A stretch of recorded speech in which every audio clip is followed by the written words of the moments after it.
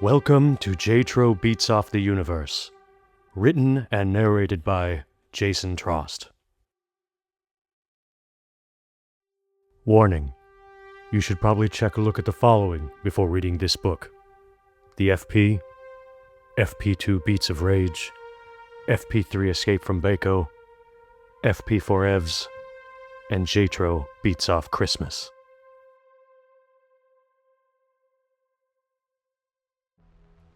The story goes that once upon a time, ducks ruled the earth, until some beat god dude named Beatmaster X came down from the stars and brought the Bloodsport Beat revelation and a comet full of booze to our world.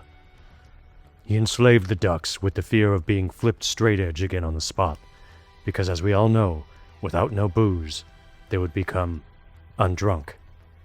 The Beatmaster descended upon them with his unstoppable army of L-Black Ds and 187 the known duck world in what we now know as the Beat Wars. And when the land was sucked dry of all its fossil boozes, the Beatmaster began the cycle anew. The wet shit swept across the land, 187ing all the peeps, but 911ing Mother Earth, refilling the fossil boozes for the new race of enslaved peeps to mine for him all over again. Us. In the wastes of the old world, Beat revelation was still the only way of life, where the ultimate prize was the Quatro, or booze as it was once known. Whoever controls the Quatro controls the wastes, and only one Quatro oasis remained, the FP, our home. Until the Chais, a tribe of wandering beat warrior Sheilas, protectors of undertech worlds in danger of getting their shit DUN'd by tyrannical beat wars across the UNI-V, rolled up on Earth and helped JTRO and fam send Beatmaster X's immortal ass packing to some bullshit nowhere galaxy, at the cost of his own son, who turned out to be a total rage-fueled dick anyway, so no one was really too broken up about it, except for old JTRO, who was all sentimental about blood and shit. TLDR, shit was chill on Earth, until it wasn't. When the peeps of Earth got a distress call from the Twinkies, JTRO's deadbeat son, Junior Tro, spouting all kinds of shit, like how he got clean, went all straight edge, he was off the rage, and he regretted trying to destroy Earth and enslave humanity. He was confused, blah blah blah, and now he was asking JTRO's ass for help, 'cause some serious shit was coming to this galaxy, and if JTRO didn't get his ass to space, the entire UNI-V may be fucked. Entire worlds were straight up disappearing, getting cancelled one after the other. The WOKÉNING had begun, and this is the Chronicles of JTRO. Chapter 1.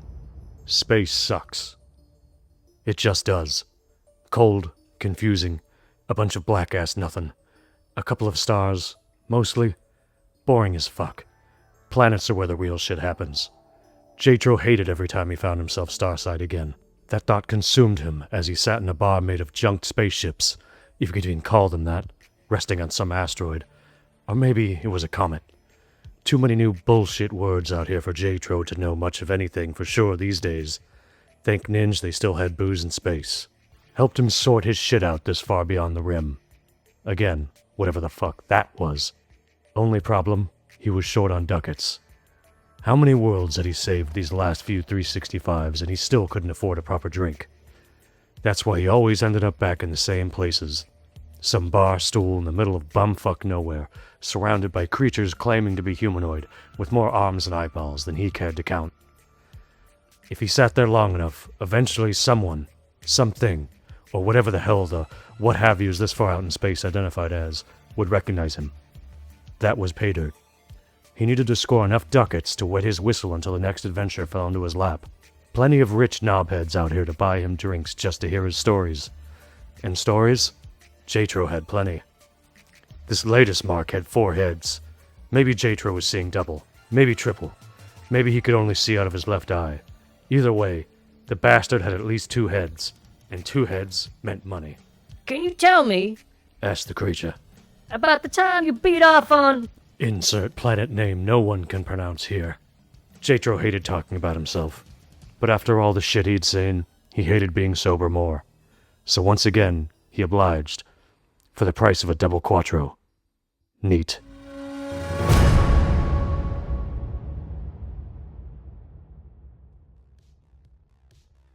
Chapter 2. Bop Town. First mistake peeps make about Bop Town is thinking the name's cute. It ain't. You don't stroll into Bop Town unless you're looking to lose your ducats, your teeth, or your whole ass in a back alley beat-off pit while some half-pint alien screams odds at your corpse. And not necessarily in that order. Seemed like a straightforward enough job up front, though. Rich peeps always say shit like, it'll be easy. Then you find yourself face down, ass up in a burning hover truck fighting a lizard with chainsaws for hands, wondering where your life went wrong. But this one started a lot simpler than all that. Just strap on the beatnucks, find some rich little princess, bring her home alive, do her royalty rents. Easy ducats. I've gotten a few of these jobs recently. Kids about to go adult, running off on an unsanctioned beat-off tour in some backwater shithole before they get shipped off to space college, or whatever the fuck aliens did after space high school. Turns out spring break was universal. I usually try to stay away from beatnucks. Bad on the shoulders. Something about too much push and not enough pull. But the effects in your opponent's jaw, priceless. See, back in Earth days, I always thought aliens would be bigger. But out in Boptown, they're all half-pints. Tiny little shits. Short arms, short legs, all talk. Bigger the talk, smaller the chalk, my pops used to say. Being twice the size of the locals, I knew blending in was out, so I owned it. Mean mugging anyone who'd snap a glance at my ass. The whole city sat inside a giant neon crater carved into the side of some nowhere moon orbiting a dead gas giant. Music blasted 24/7. Obvi. Beat-offs on every corner, gambling dens, punch pits, tiny angry aliens screaming over each other in a language that sounded like a microwave fist-fucking a lawnmower. And somewhere in the middle of all that bullshit, my target. Princess Twinkette. I found her, or them, or whatever, as I'd later come to find out, exactly where I expected. Losing horribly at underground beat gambling while surrounded by armed psycho coons. They were, technically speaking, a bit odd. But shit, I was a giant space pirate with an eye patch, so who was I to judge? Peep had 3 legs, 1 arm, no evidence of a brain, made my head spin just looking at him. But I'm rarely paid to think. I walked up to the table and asked, "You Princess Twinkette?" The little what-have-you spun around dramatically. Excuse me? I identify as Prince Twinkie. This is when it hit me the hardest. Why the fuck didn't I pregame before this mission? Sometimes in moments like these, you just gotta roll with it. Far out. Listen up, Twinks. Your rents hired me to drag your ass home. They narrowed all 3, maybe 4 eyes at me and asked, Are you trying to 187 name my ass? Again, why the fuck was I sober? Something I knew needed to be addressed ASAP. But the job came out of nowhere and was an express delivery. Not a lot of prep time. "I'm not trying to name you anything, kid," I snapped. "I'm just trying to save your fucking life, so cut the shit and let's roll." That's when the music stopped. Never a good sign. The crowd parted, and in rolled the biggest little bastard I'd ever seen. Warlord Mr. Pop in the Box. He could pop anybody, they said, so he got whatever he wanted, when he wanted. Guess it's easy when your opponents are all 3 feet fucking tall. Old Pop in the Box was your average tiny height of the natives, Avi, but one big difference. Massive mechanical boxing glove arms made out of hubcaps, a crown made out of a traffic cone gemmed with teeth, presumably forged from all the knuckle sandwiches he'd been handing out. 2 eyes black as deep space. Someone must have told him twice. Or was it 3 times? Big talk, little chalk. Anyway, the whole room went silent. One little half-pint looked over at me and whispered, "No one fucks with Pop in the Box. Then another one chimed in. Or else you get your ass popped and tossed in a box, yo!" Mr. Pop in the Box pointed one giant glove at Prince Twinkie. "That son of a cornbud owes me ducats. He's been beating off all over this town. His tab's come due." Finally, some fucking English, I thought. Or maybe I was just adapting to their language. I had a knack for doing that on Alien Worlds, and I had no idea why, but it always helped speed shit along. Twinkie pointed at me and yelled, He's got my tab. "What?" I barked at the little shit prince. Pop in the Box roared at me. "You look broke as a joke, pirate boy." Now, being in a bad part of town never once stopped me from correcting someone, no matter how deep a shit I was in. "Excuse me, I identify as a pirate man," I said with a smile at Twinkie. Surely that'd score me some brownie points with the little shit prince. After all, I was an ally. Pop in the Box cracked his giant fists together. "Nobody leaves Boptown without getting bopped! Nobody!" As always, it was going to be another one of those days. "Fuck it," I muttered and cocked my beatnucks. It looked to me like someone needed to be told thrice. The beat arrows began to form and started falling, looking for a target. The beat kicked in and suddenly the whole room exploded with action and excitement, which is a common sight whenever peeps sense a real beat-off is coming to town.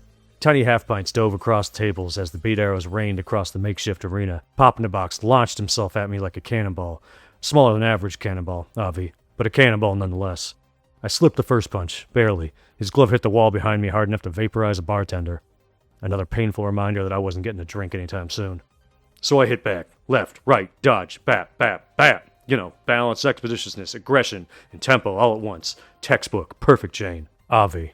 He was over fast. He was half my size. Spent all those ducats on mechanical boxing gloves but never bothered to reinforce his glass jaw. Priorities.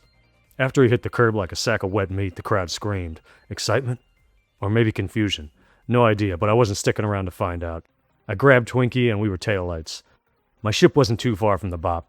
I thought with any luck we could slip out of town before Pop-in-the-Box stopped seeing stars. After a confusing little jog through Tiny Town, we finally made it to the docks. And that's when I saw it. My ship. Or what remained of it. Smoking. Half melted. Cinder blocks propping it up where the wings used to be. Why the fuck do they always have to take the wings? Anyway, standing at the top of the wreckage, Mr. Pop-in-the-Box. Slow clapping with his little metal gloves. You should have stayed out of Bobtown, pirate boy! Twinkie looked up at me and whispered, Pirate man! I was an ally. Thanks, Twinks. Now stand back. Twinkie stepped up, and I cocked my knucks. A little known secret is that each time you cock your knucks, the beat changes, and I needed the real shit for this one. The beat dropped, Pop-in-the-Box's gloves ignited, and the arrows came down fast. We collided, every punch timed to the rhythm. Bop, bap, bap! But he was quick for a tiny bastard. Almost got me, too. One glove clipped my ribs hard enough to send me through the side of my own ship. Or at least that's what the insurance guy claimed, but that's another story. Regardless, I came back swinging. Perfect combo chain, 27 hits, then a final beat-knuck uppercut right up his ass. Not literally, but kinda. Pop-in-the-Box launched into the sky like a firework and fell straight back onto his ass, or what was left of it. Like all tough talkers, he started crying, sobbing. Hard to come back from getting your ass beat and crying like a bitch in public. So he did what any self-respecting warlord would and ran his ass off to some distant land where he could pretend none of this shit happened and that he was still a tough guy all over again. But that was never going to change the size of his chalk. The whole city erupted in cheering, mostly because the peeps of Boptown love a good bop. And I gave him one for the ages. Twinkie stared at my busted ship. How do we get home now? He asked. I lit a cig off my burning wreckage and told him, fuck if I know. Call your rents. I'm sure they got the coin. He blinked and asked me. And you? I started walking toward the nearest glowing bar sign I laid my eye on and told him, I'll be at the pub. And the first round's on you. And you know, TLDR, that was Boptown.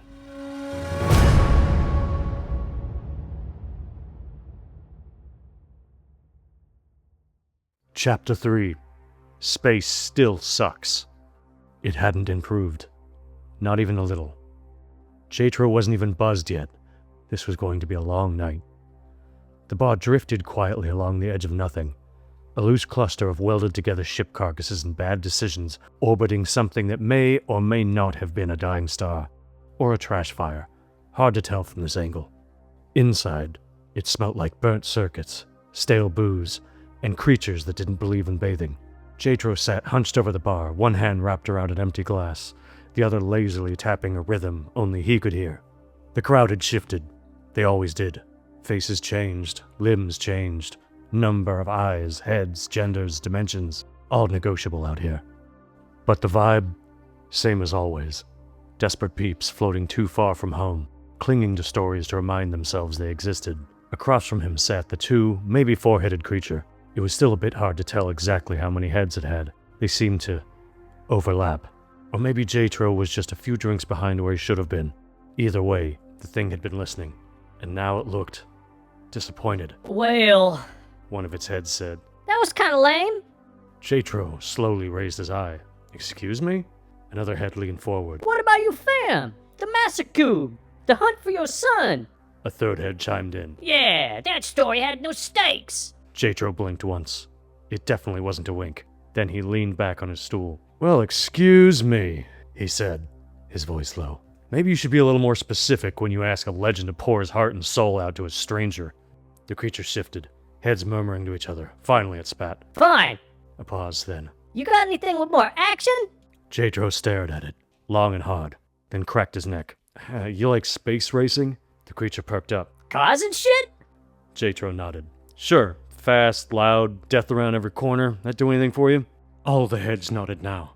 Yeah, I don't know, sounds better. JTRO tapped the empty glass on the counter. Once, twice. The bartender, a floating cube of liquid with a face that came and went, drifted over. JTRO didn't look at it. "Keep the Quatro coming," he said. Then he leaned forward. "This one's a 3-drink minimum." The bartender pulsed once in acknowledgement and began pouring.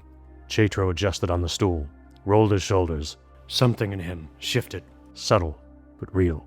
The room leaned in, even the creatures pretending not to listen were listening. That's how it always went. Stories weren't just stories out here. They were currency.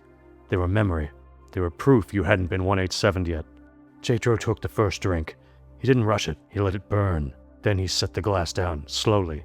"You ever been to a place called X-Zero?" he asked. The creature shook its heads. Nah. JTRO smirked. Good. He leaned in. That'll save some setup time. Outside, something flickered past the viewport. A distortion, like a piece of space just skipped. Gone for half a second, then back. No one reacted, except JTRO. Just a flick of the eye, then gone, like he didn't want to think about it. He grabbed the second drink, knocked it back faster. "This was early on," he said, "back when I was still chasing ghosts." A pause. "My son." The creature leaned in. All heads focused now. JTRO's tone didn't change, but something underneath it did. "Got a tip out of the Twinkies," he continued. "Some warlord knew where he crashed. I wanted answers," he smirked, "but I'd have to earn them." Chapter 4. Fast and Fucked. At least that's what some swamp-footed lizard man spat at me when I stepped toward my beat racer. Yo, you beat off in that ride. You beat off to death, One Eye. I looked at him. Then I looked at my racer. What else is new? I always hated driving. And that's back when I had 4 wheels on Earth gravity. This was a whole new game. Everything on Planet X-Zero flew. Fast as fuck. Which made zero goddamn sense because the entire rock was nothing but an endless stack of skyscrapers and neon bullshit. Like someone took a city main street, stretched it into infinity, and called it a racetrack. Lanes twisting, freeways looping, tracks folding back into themselves like drunk snakes. You didn't drive here. You survived. This was early in my search for Junior Tro, my son. Or at least that's what he claimed to be. Still wrap my head around that one. Whisper Stream Starside dropped me a lead. Said some tyrannical beater on X-Zero knew where my boy last pinged. Some coordinates, a crash site, a cube ship, something real, something I could follow. Word in the Twinkies said his co-pilot, Beatmassa X, went and got himself popped. Cancelled as fuck by this shit everyone kept rapping about. The WOKÉNING. At the time, didn't give a shit. I'd seen magical fads come and go back on Earth. Rage, Re-Ninja, spiritual duck awakenings, all kinds of cosmic nonsense people swore was the end of everything. It never was. I didn't have time for galaxy-wide panic. I had time for one thing. Finding my son before he got his dumbass 187 somewhere in the void. Problem was, the only man who had the info I needed ran this world. Champagne Supernova. Champion of the Galactic Chug Cup. Warlord of X-Zero. Owner of every racer, every track, every poor bastard forced to drive for their freedom. You want info? You raced him. You won, you walked free. You lost, you died spectacularly on a live stream with a sick beat drop. I stepped up to the line. The crowd roared. A sea of freaks, cyborgs, slime people, washed-up racers, and prisoners with nothing left to lose. Above us, the track spiraled into the sky like a glowing artery. Champagne floated down on his ride, gold-plated, diamond-rimmed, dripping with so much bullshit it made my eye hurt. He looked me up and down. One Eye, He said, smiling. you don't look like a racer. I'm not, I said. He grinned wider. Perfect. They strapped me in. The cockpit wrapped around me like a coffin with LED lighting. No steering wheel, just beat arrows. Flowing, pulsing, predicting. The rhythm of the UNI-V itself. I hadn't felt it like this in years. My fingers twitched, my heart synced. My eye narrowed. Here goes nothing, I whispered. 3. The track lit up. 2. Engines screamed like tortured gods. 1. The beat dropped. We launched. Not forward, but up. Straight into the sky. The sea twisted around us, lanes splitting, merging, flipping upside down. Champagne shot ahead, laughing. Keep up, legend. I hit the first sequence late. Almost clipped the tower. Barely recovered. Okay, I muttered. Okay. Then it clicked. The rhythm, the timing, the flow. I wasn't driving. I was playing. Left, right, boost, flip. Same old bullshit with a different paint job. The racer responded like it knew me, like it remembered me. I tore through the first loop, then the second. then dropped through a vertical freeway that shouldn't exist in any sane universe. Champagne glanced back. His smile faded. We hit Bitch-Out Lane, the final stretch. An infinite ribbon of track folding in on itself, lined with wreckage from every racer who ever thought they had a chance. Explosions echoed in the distance, ghosts of failed runs, dead ninjas. I locked in, arrows falling faster now. Too fast. Human fast was over. This was something else, something old, something I used to be. Champagne screamed, pushing his machine past its limit. So this is all you is? He yelled. This is the most shocking legend? I didn't answer. Didn't need to. I hit the sequence. Perfect. Every note, every beat, every movement. The world slowed, then snapped. I shot past him. Finish line. Tell it to my dick. I stepped out of the racer, smoke rising off it. Champagne crawled from his wreck, laughing like a man who just lost everything and finally understood why. We'll all be damned! He coughed. JTRO's real! I walked up to him. You got something in mind, I said. He nodded, tapped a device. Coordinates flashed. A location. A crash site. My biosun. Behind me, chains unlocked. Engines powered down. The other racers, prisoners, just stood there, confused, free. One of them spoke. We don't have to race no more. I looked back at them, at the tracks, at the endless loop of death they'd been trapped in. Nah, I said. That game's over. I turned back to the sky. Coordinates burned into my vision. JTRO. I was coming. And whatever this WOKÉNING shit was, it could wait. For now. Because I had something more important to find. My blood. My legacy. My fucking dumbass son, and I had a feeling he was in way over his head.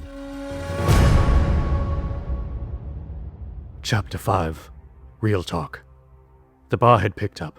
More bodies, more limbs, more problems.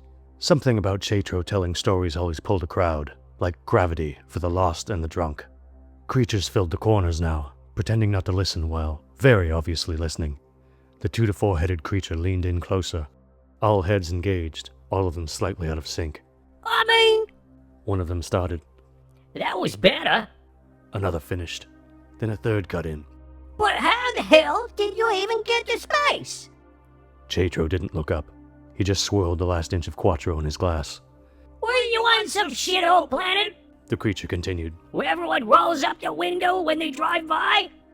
JTRO smirked. Yeah, he said. Some like that. The bartender drifted over again. The weird shifting cube of liquid pretending to be solid. It refilled JTRO's glass without being asked. Was the bartender pouring or pissing the drinks? Too much for JTRO to wrap his head around, so he just took a sip. Chai Tea saw JTRO's distress call first. He said finally. That got the room quiet. Even the ones pretending not to listen stopped pretending.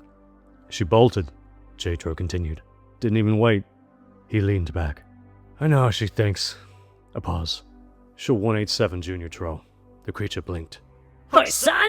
JTRO shrugged. Fair's fair, he said. He did pop her. JTRO shook his head. He shot me too. He took another drink. But kids, right? The creature didn't laugh. Nobody did, except for JTRO, and that's all that mattered to him. I've been all over this galaxy, he went on, tapping the bar lightly with his finger.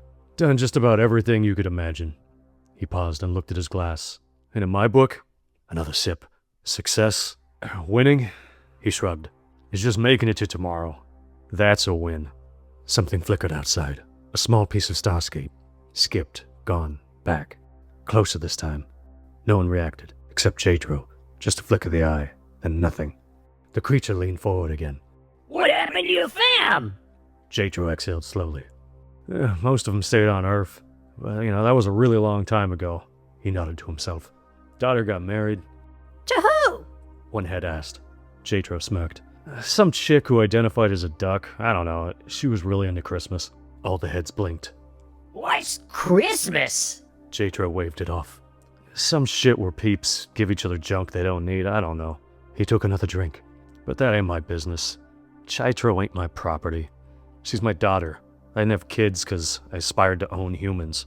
He tapped his chest. I had kids so they could have a better life than I did. He nodded once. She's good. Then softer.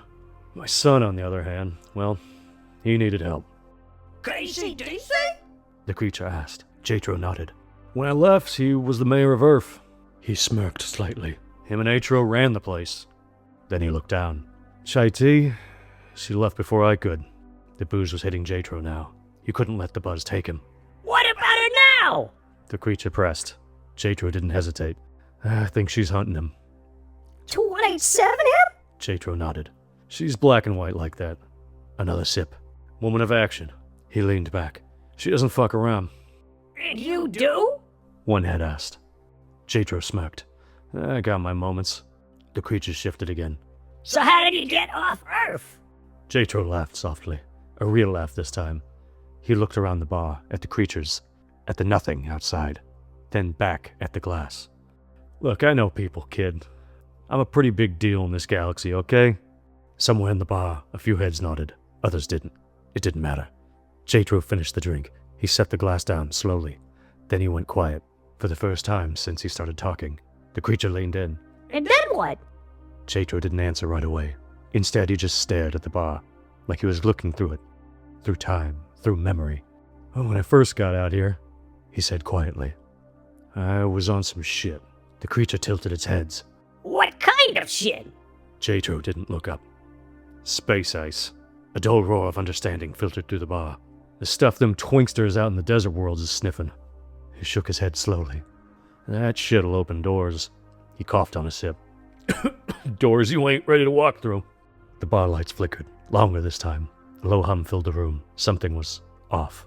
You know, there's no record of where the chais came from, JTRO said, almost to himself now. They just...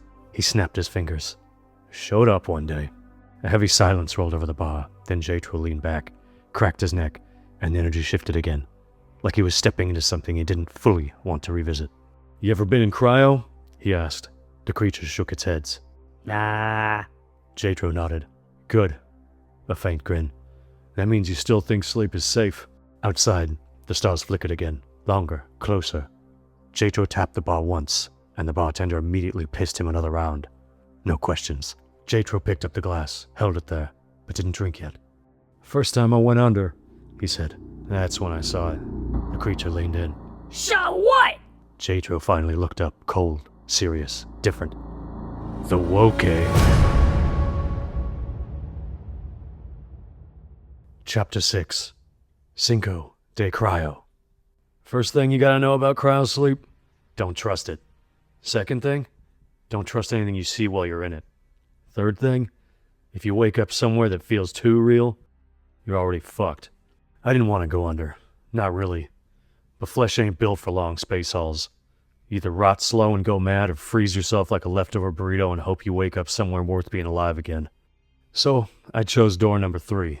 The cryopod looked clean enough. Maybe too clean, in retrospect. Like it didn't belong in the ship. Like it was older than everything around it.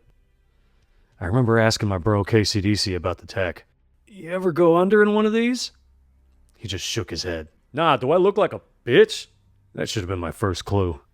I laid down, the pod sealed, cold crept in slowly, like it was thinking about it first. Then it hit, hard. My breath was gone, my body was all locked up, but my thoughts, they were still moving around. That's the trick. Your body sleeps, but your brain?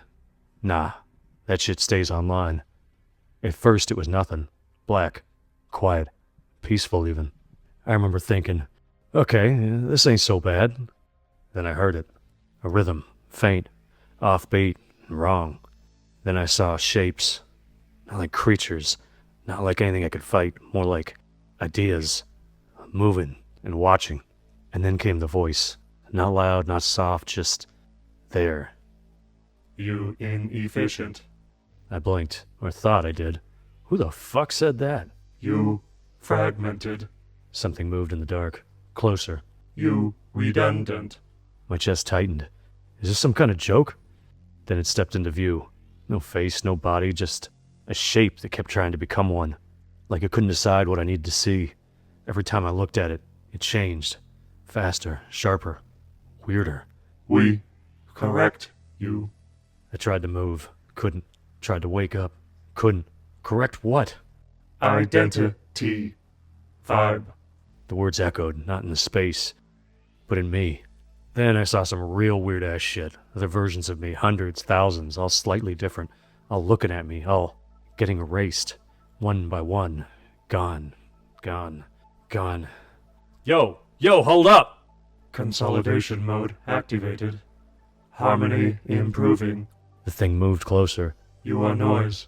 Noise must quiet. Now I could feel it. Not by touch or pain, but muted, like pieces of me were being deleted. I screamed, or I tried to. Fuck that! And that's when I woke up on a couch that wasn't technically mine anymore.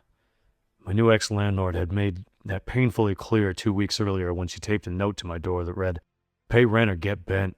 Honestly, respect. Great handwriting. Strong penmanship. Clear message.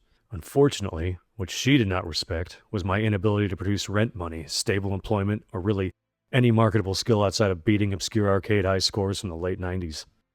Turns out the economy no longer valued beat ninja mastery. I groaned as I sat up, my spine cracking like somebody stepping on glow sticks. The apartment looked like the aftermath of a failed yard sale. Boxes labeled stuff, more stuff, and IDK sat near the door were like monuments to my depression. Morning sunlight blasted through the blinds. Bakersfield. Hot as Satan's gooch before lunch. I rolled off the couch and staggered toward the sink. Brown water coughed from the faucet in weak little spurts. It smelled like rust and skin cancer. "Ah," I whispered. "Breakfast." I splashed my face and looked into the cracked mirror. One eye stared back at me, my left. The right one, hidden beneath the eye patch I'd worn so long I honestly couldn't remember when I started. People always asked what happened. I never answered. Mostly because I didn't know. Same tired face, same exhausted expression, same ache in my chest whenever I thought about the FP. The beat world. The neon battlefield where destiny punched you in the mouth and you punched it back twice as hard. The place where I mattered. And her. Chai Tea. Space goddess, beat warrior, cosmic Valkyrie in platform boots. The woman I'd fallen in love with inside a video game 15 years ago. And I still didn't know if she was real. Maybe she'd been some Australian teenager. Maybe a 40-year-old trucker role-playing online. Maybe an AI before people knew what AI even was. It didn't matter. She felt real. And somehow that hurt worse. I dried my face with a paper towel that smelled like deodorant samples and despair, and stared around the apartment one last time. Posters from conventions, a cracked FP collector's mug, old tournament photos of me and Nick, a faded chai tea sticker still hanging off a lamp. Nostalgia's a bitch, because it always shows up with interest. My phone buzzed. Unknown number. "Yo, Ninja. Alive?" I typed back. "Who is this?" 3 dots appeared instantly. "It's me. Open the fucking door." I expected a debt collector. Or maybe a crackhead with podcast equipment. Instead, I opened the door and saw a massive, bald, white dude covered in tattoos standing in the heat like some kind of escaped Viking bouncer. Sweat glistened off his skull. His sunglasses looked terrified to be on his face. Then he grinned. "Yo," he said, throwing his arms wide. "Remember my ass?" I blinked twice. "Nick?" He pointed at himself proudly. "BLT, baby!" "BLT, Nick?" I stared harder. "The Nick?" "The one and only, Ninja." Then he shoved past me into the apartment. "Damn," he muttered, looking around. "This place smells like failure and Lunchables." I shut the door slowly behind him. "Dude," I said, "I thought you were dead." "Nah," he shrugged casually. "Just offline." Nick dumped a duffel bag onto the couch and pulled out a hacked-up laptop connected to some weird humming machine that looked assembled from stolen microwaves. "Early access," he said dramatically. "Beat Wars. Returning, yo." Something sparked alive in my chest, then immediately tried to suffocate itself. Nick launched into the pitch like a televangelist selling black market salvation. "The gateway's open again, dog. We can go back. The FP's alive. There's been a great wokening, yo." I froze and remembered the crew. KCDC, loudest dude online, mystical hype beast philosopher who somehow made everybody believe they were heroes. BLT, human tank, tattooed refrigerator, got himself killed in-game saving our asses years ago. Chai Tea, neon trails spitting behind her kicks like comets. And me, JTRO, leader, hero, somebody. Nick grinned. "We doing this or what?" I opened my mouth, closed it, opened it again. "No, dude." Nick blinked like I'd slapped him. "What?" "I'm out," I said quietly. "I'm too old for this shit." "You ain't too old," Nick interrupted. I rubbed my face. "Nick, you just drowning in beige, ninja." "I moved on," I lied. Nick's expression softened. He stepped closer and put a hand on my shoulder. "You ever miss it?" he asked quietly. "Not the bugs, not the drama and the bullshit. The magic, yo. Waking up and actually giving a shit about something." I didn't answer. Because I did, every day. Nick studied me for a long moment. Then I saw it in his eyes. Pity. The great JTRO reduced to some washed-up dude drinking sink rust in Bakersfield. Nick sighed, grabbed his bag, and walked out. I collapsed onto the couch afterward, breathing like I'd just outrun destiny. Because maybe I had. That night I tried distracting myself. Classic strategy. I headed to the only surviving barcade in Bakersfield, a neon cave run by a guy who still thought Skrillex was cutting edge. Kids crowded every cabinet. Actual children. I walked straight to Beat Ninja X, my game. The rhythm cabinet where I used to rule. I cracked my knuckles, my eye narrowed, even the eye patch felt confident. Then I played, and for 3 glorious minutes I disappeared. I entered the zone. Perfect rhythm, perfect moment, perfect movement. Moves the cabinet barely had the technology to display. When I finished, I stood there breathing hard while the score screen flashed. A teenager chewing gum glanced over. "Cool moves, Grandpa!" Another kid laughed. "Nice speed walk, bro!" And just like that, gone. No recognition, no awe. Nobody cared who JTRO had been. So I did what I always do when life punched me in the dick. I left. I wandered through a dusty park beneath a moon that looked drunk and exhausted. At the pond, I sat on a filthy bench and pulled a bottle from a paper bag. Mouthwash. Not even the good shit. The kind that burned like toxic regret. A lone duck drifted across the water, and something on my chest tightened. Because in the FP, ducks meant something. They were guides, mentors. Lost re-ninjas followed ducks back to the path. Everybody loved the ducks, and nobody ever disrespected them. I stared at it quietly. "Hey, buddy." The duck didn't even look at me. Didn't give a single fuck about me. It just swam off. That's when you know you're in trouble. When even ducks stop helping. I drank long into the night.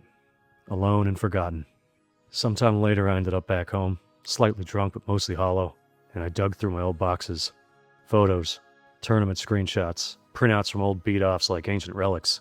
BLT towering over one like a tattooed kaiju. KCDC screaming motivational nonsense before every beat-off. Chai tea spinning through neon arrows. And JTRO. Me. Confident and alive. I touched the picture gently. "I miss you," I whispered. Outside, Bakersfield still baked even at 4 in the morning. Inside, something quietly broke apart in me. Nick had been right. My life was beige as fuck. And somewhere out there, the gateway had opened again. I just wasn't brave enough to answer its call. Not yet. I didn't sleep. I stared at the ceiling, replaying Nick's words over and over until they carved trenches through my brain. The gateway, the FP, the WOKÉNING. It all sounded insane. Around noon, I finally dragged myself outside, and there he was again. Nick sat in the hood of a dented shitbox with airbrushed flames down the side like a divorced dad had won the lottery. "You sleep in your truck?" I asked. "I slept near my truck," he corrected. "Why?" "'Cause I knew you'd punk out, like always." "I don't always. You always punk out," he said. "Except back then," he walked over and tapped my eye patch. "Back there, you was fearless." Slapped his hand away instantly. "Don't touch that." Nick smirked. "Point proven." "I'm not going." "Cool." He shrugged and opened the truck door. "Guess you ain't JTRO no more." That one hit like a crowbar to the ribs. Nick pointed at me. "Shit hurts because it's true, dog." Then he drove away. I stood there in silence afterward. "Asshole," I muttered. But I didn't go back inside. I walked for hours. Ended up back at Joystick Junction. Played Beat Ninja X again. Destroyed the leaderboard again. Another kid called me Grandpa again. Another crack formed somewhere inside my soul. I wandered back to the duck pond afterward. Same duck, still thriving. Still didn't give a fuck about me. It quacked once and drifted away. And suddenly I realized something horrible. Maybe the FP had been stupid. Maybe offensive. Maybe juvenile as hell. But it had been real to me in all the ways life mattered. So I took another swig of mouthwash and headed home. That night I dug through the boxes again, looking through the old photos. Nick's words echoed in my skull. I wasn't the JTRO I used to be. Finally I stood up, grabbed my keys, and walked out the door. Nick opened the motel door before I could knock twice. He raised an eyebrow. I looked at him. "Let's go." He grinned instantly and said, "That's my ninja." We drove deep into the desert, past solar farms, past abandoned buildings, past cell service. Nick parked outside an old water treatment plant. I stared at him. "This is your big gateway?" He grinned. "Nah, ninja, this is the cover." Inside, we descended through rusted corridors into an elevator that absolutely was not up to code. Nick swiped a card. The elevator dropped. Not normally. It felt like we were falling through memory itself. When the doors opened, I forgot how to breathe. A corridor stretched before us, glowing with technology no human being should possess. Nick, I whispered, what the hell is all this? He shrugged casually. Ask her. A woman approached. Sharp eyes, confident posture, the kind of presence that fills an entire room. I blinked hard. No way. DC? She smirked. Keishi DC, she said. Yeah, that was me. My jaw dropped. But you were a dude. She laughed. That was just my avatar, yo. Not who I is, not for reals. Who I is Keishi DC. Keishi DC grabbed my shoulder and smiled. Welcome back, JTRO. She walked us through the facility, explaining everything. The FP wasn't coded. It had been discovered. A real digital dimension. Alive. Evolving. And now something called the WOKÉNING was deleting entire worlds from existence. If nobody goes back, Keishi DC explained, the FP UNI-V dies. My stomach twisted. Chai tea. Was she still alive somewhere inside there? Or gone forever? I didn't know which possibility terrified me more. Then she showed me the pods, tall, vertical cryo chambers, humming softly in the dark. Your body sleeps here, she explained. Your mind goes there. This is insane, I whispered. Nick winked at me. So's giving up. Keishi DC stepped closer. JTRO, yo, if she's still alive and you don't go, will you ever forgive yourself? Silence. And finally, no. I stepped into the pod, glass sealed shut around me. The world dissolved into light. Arrows, beats, memories, a universe calling my name. JTRO, JTRO, JTRO. And this time, I answered. And then everything went white. A sound soft and familiar. JTRO? My chest hit like it remembered something before I did. Chai? She stepped out of the dark. Not fully. Glitching, like she wasn't allowed to exist here, flickering between frames. Same eyes, same stance, same energy, but broken. Like something kept trying to override her. Don't listen to it, she said. Her voice lagged, cut out, then returned. Don't listen. Foreign signal detected. The woke surrounded us. It shifted and focused on Chai. Irregularity. She stepped closer to me, straining, like walking through gravity. JTRO, listen. Her face glitched, changed. For a split second she was someone else, then her original form returned. You're not where you think you are. And where the fuck exactly do I think I am? I said, trying to move, but I still couldn't. They're learning you, she said. Every version, every choice, every you. Her hand reached out, almost touching mine, but it didn't. Couldn't. Memory artifact detected. The woke surged forward. Purging anomaly. No! She snapped, then back at me. Find me! Where? I yelled, but she was already breaking apart. Find me! Then she was gone, like she never existed. The woke surrounded me completely, closer than I'd ever been before, closer than anything should be. Attachment detected. Fuck you. Correction required. I felt something. Not pain, not fear. Something worse. Pieces of her being deleted from me, memories slipping, her face, her voice, her laugh. No! I forced my memory of her, held it, clung to it with everything I had like it was the only thing keeping me alive. You don't get to take her! Something cracked, the rhythm broke. Everything shattered, and for a second, I couldn't remember her face. And then it snapped back, but barely, like something had taken a bite out of it. And that's when I knew. This wasn't a dream. It was a warning. That somewhere out there, Chai Tea was still fighting. And now, so was I. Bap, bap, bap! I woke up. For reals this time. To the cryopod opening. Bright-ass light, timestamp blinking at my ass. Plus 1,000 years. Oh, fuck. I was alive. But somewhere out there, something was still watching my ass.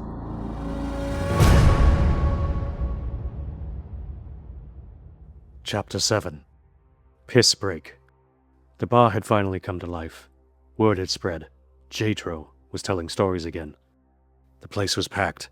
Creatures stacked 3 deep around the counter. Some had too many arms, some had none. Didn't matter. They were all listening. JTRO sat hunched over the bar, his glass empty again. The 2 to 4-headed creature leaned forward, all heads arguing with each other, before settling on the voice. All heads arguing with each other before settling on one voice. Okay, hold up. Another head cut in. Nah, Nah, hold up! Then all of them at once. We're losing our fucking minds here! The bar murmured, a ripple of confusion. One lizard-looking thing slammed its drink down. You saying all this shit is fake? Another voice came from the back. We's inside a fucking video game right now? JTRO didn't react. He just raised one finger, calling for chill. All right. He slid off the stool. Piss break. The entire bar groaned. Nah! Don't do that shit! Y'all can't just stop there! What the knucka McFucker happens next? JTRO ignored all of it. He walked slow and loose, like he owned the place. He pushed through the crowd, creatures parting like he was royalty. Truth was, he was close to being what some might call drunk, and he just really needed to piss. The bathroom door hissed open. Inside, worse than expected. Some kind of multi-species nightmare setup. Urinals at different heights, tubes, vents, one glowing hole in the wall labeled, everything else. JTRO stared at it. Jesus. He finished up and washed his hands in a sink that tried to bite him. Then he stared at himself in the mirror. Same eye patch, same face. But something was off. For a split second, it lagged. Like his reflection didn't load correctly. Then it snapped back. Yeah, JTRO muttered. Fuck that. He stepped back out into the bar. The noise hit him instantly, louder now. The nervous tune of desperation he had become all too used to over the years. The 2 to 4 head creature practically fell off its stool trying to reach him. Well? JTRO slid back into his seat. He didn't look at anyone, he just tapped the bar. The bartender, that weird shifting cube thing, was already pissing out a new drink. JTRO grabbed the glass. He took a long drink and let it sit. Then he exhaled. Okay, everybody, chill, he said. Just chill. The bar leaned in. I told you, he went on, pointing lazily around the room. This one's a bit out there. A few nervous laughs. The creature leaned in again. Out where? What you saying? JTRO looked up, slow and measured. I'm saying. He gestured vaguely at everything. The bar, the crowd, the stars outside. I don't know what the fuck any of this is. Silence. But I know this. He tapped his chest. Feels real. He leaned back. Reality is only as real as the drink you have in your hand. The room didn't like that. But JTRO didn't care. He finished the drink and set it down, then cracked his neck. So anyway, he leaned forward. After I woke up, he burped, and realized I'd been in some fucking cryopod for 1,000 years. The lights flickered. That's when shit got really weird. Chapter 8. Banyo 4. So after I woke up and realized I'd been in a cryopod for 1,000 fucking years, I puked. A lot. Just full body, soul leaving the building kind of puke. Cryo don't tell you that part. They sell it like it's just a nice long nap, like, oh, you'll just close your eye, ninja, and wake up fresh to death. Bull ass shit. I woke up feeling like someone ripped out my bones, washed my blood in freezer burn, then shoved my soul back in backwards through my ass. The pod cracked open with a hiss. Smoke rolled out, and I rolled with it, straight onto the floor, face first. Bap. Yo, good morning, Champzilla. A voice said. I looked up, nothing but darkness. Flickering red lights on rust, wires hanging from the ceiling like old guts. KCDC? I muttered. A tiny blue hologram popped to life above a busted console. Some chick, sharp eyes, arms crossed. Asian? Was it KCDC from my cryo dream? Incorrect, bitch. She said. I am KCDC 7.0, artificial ingenious. You got questions? I got answers. Fast, ninja. I blinked. But what? But answer, bitch. I nodded slowly. Okay, respect. I tried to stand. My legs disagreed. Hard. I hit the floor again. KCDC flickered. Cryo floppy twat legs detected. Yeah, no shit. You've been asleep for 1,365s. I stared at her, then at the ship, then at the blinking timestamp. Plus 1,000 years. Oh, fuck. Yeah, dog. I dragged myself to my knees. Where are we? Banyo 4. I blinked. The fuck is Banyo 4? Local designation for the current planetary waste body. Speak dumber, please. You're on a garbage planet, bitch. Cool. Where's space? She paused. Above your ass. Wait, didn't we launch? Nah. That shit had hardened the floor. I grabbed the edge of the console and pulled myself up. What do you mean, nah? I mean, yo dumbass entered cryo 1,365s ago, and the ship never successfully launched. The ship groaned around me. A sad old metal sound, like it had been embarrassed for a millennium. I looked through the cracked front viewport. Not stars, but trash. Mountains of it. Miles and miles of twisted metal, broken neon signs, dead beat war machines, old booze tanks, cracked rhythm cabinets, skeletons of ships, towers made from wreckage, rivers of black sludge, and far in the distance, a sky the color of piss filtered through smoke. I whispered, "Nah." KCDC flickered beside me. Yas! "Nah." Yas! "Stop it." Then stop being wrong, bitch! I staggered closer to the glass, and there it was, under all the junk, under all the filth, under 1,000 years of beat war garbage. I saw the shape of something familiar, a busted sign half buried in a hill of scrap. The sign I'd looked upon so many times before. The FP. Home. My throat went dry. "This is Earth?" KCDC nodded. Correct! I laughed, not because it was funny, but because my brain had run out of other options. I never left? Nah! I got in a space pod to save the universe and took a 1,000-year nap in my own goddamn driveway? Mo less. I rubbed my face. Fuck. Then something screamed outside. Not a normal scream. Not fear or pain, but the kind of scream that starts in someone's feet and comes out like their mouth farted and forgot language. I looked at the hologram. What the hell was that? KCDC blinked. Shitheads. Probs. I stared. Come again? Then the ship shook. Something slammed into the hole. Another scream. Then another. Then claws scrapped across the metal. KCDC smiled like this was my problem now. Welcome back to Earth, bitch! I found a pipe. Not a sword, not a beat blade, not some legendary re-ninja relic glowing with destiny that was going to save my ass. Just a fucking old-ass dirty pipe. Rusty as shit and bent to fuck. But you wake up on a junk planet surrounded by screaming shit mutants, you take what the universe gives you. I stumbled out the emergency hatch into hot wind and garbage stink so thick it slapped me across the face and told me twice. Earth smelled like a toilet lit on fire inside another toilet. The sky boiled green-gray. Mountains of junk leaned over me like drunk skyscrapers. Half the old FP town was buried under trash avalanches. The chug hole was clogged with scraps and bones. The old streets were cracked, warped, and overgrown with something I sincerely hoped was moss. Then I saw my first shithead. Used to be a person. Maybe. Hard to tell. It had legs, arms, a face, technically. But the eyes were wide and empty, the mouth stretched open in a scream that never stopped, and brown-black sludge dripped from every hole it had, and a few it had grown special for the occasion. It saw me, or smelled me, then it screamed louder than a chump going to jail, and charged. "Okay," I said, raising the pipe. My arm shook. Cryo had turned me into wet noodles. The shithead leapt. I swung, and I missed. It crashed into me, and we both rolled down a hill of old arcade cabinets. My shoulder hit Beat Ninja X. My back hit Punchy Punch Revolution 3. My dignity landed somewhere around Quatro Kart Deluxe Alpha. The shithead snapped in my face. I jammed the pipe in its mouth. It bit through half of it like a wet beaver. "Yo, nah!" It screamed around the pipe. I kicked it off me, grabbed a broken rhythm pad, and smashed it over its head. Fucking bap. It fell, twitching, still screaming but quieter. I laid there gasping. "Still got it." KCDC flickered from a busted wrist projector I didn't remember putting on. You almost got your ass 187 by one unranked shithead, yo. You still got shit, yo. "Still," I wheezed. "Got it." Then I heard more screams. A lot more. Dozens. Coming over the junk ridge. KCDC sighed. Recommendation. Run, bitch. "My legs are fucking pudding." Then pudding faster, yo. So I puddinged. Badly. They came out of the trash like roaches from the apocalypse. These shitheads, some crawled, some sprinted, some just stood there screaming like living alarm systems until more came. Their bodies were twisted from whatever the Woké had done to them. Too clean on the inside, too wrong on the outside. That's what I learned later. At first, peeps were stoked. Woké ships rolled world to world, sucking up booze for the greater good or some shit. Took the Quatro out of cities, out of planets, out of peeps. No more hangovers, no more bar fights, no more stupid decisions. No more riz. Everyone got calm. Everyone got polite. At least for about 5 minutes. Then the whiplash hit. Some lost the ability to speak. Some could only scream.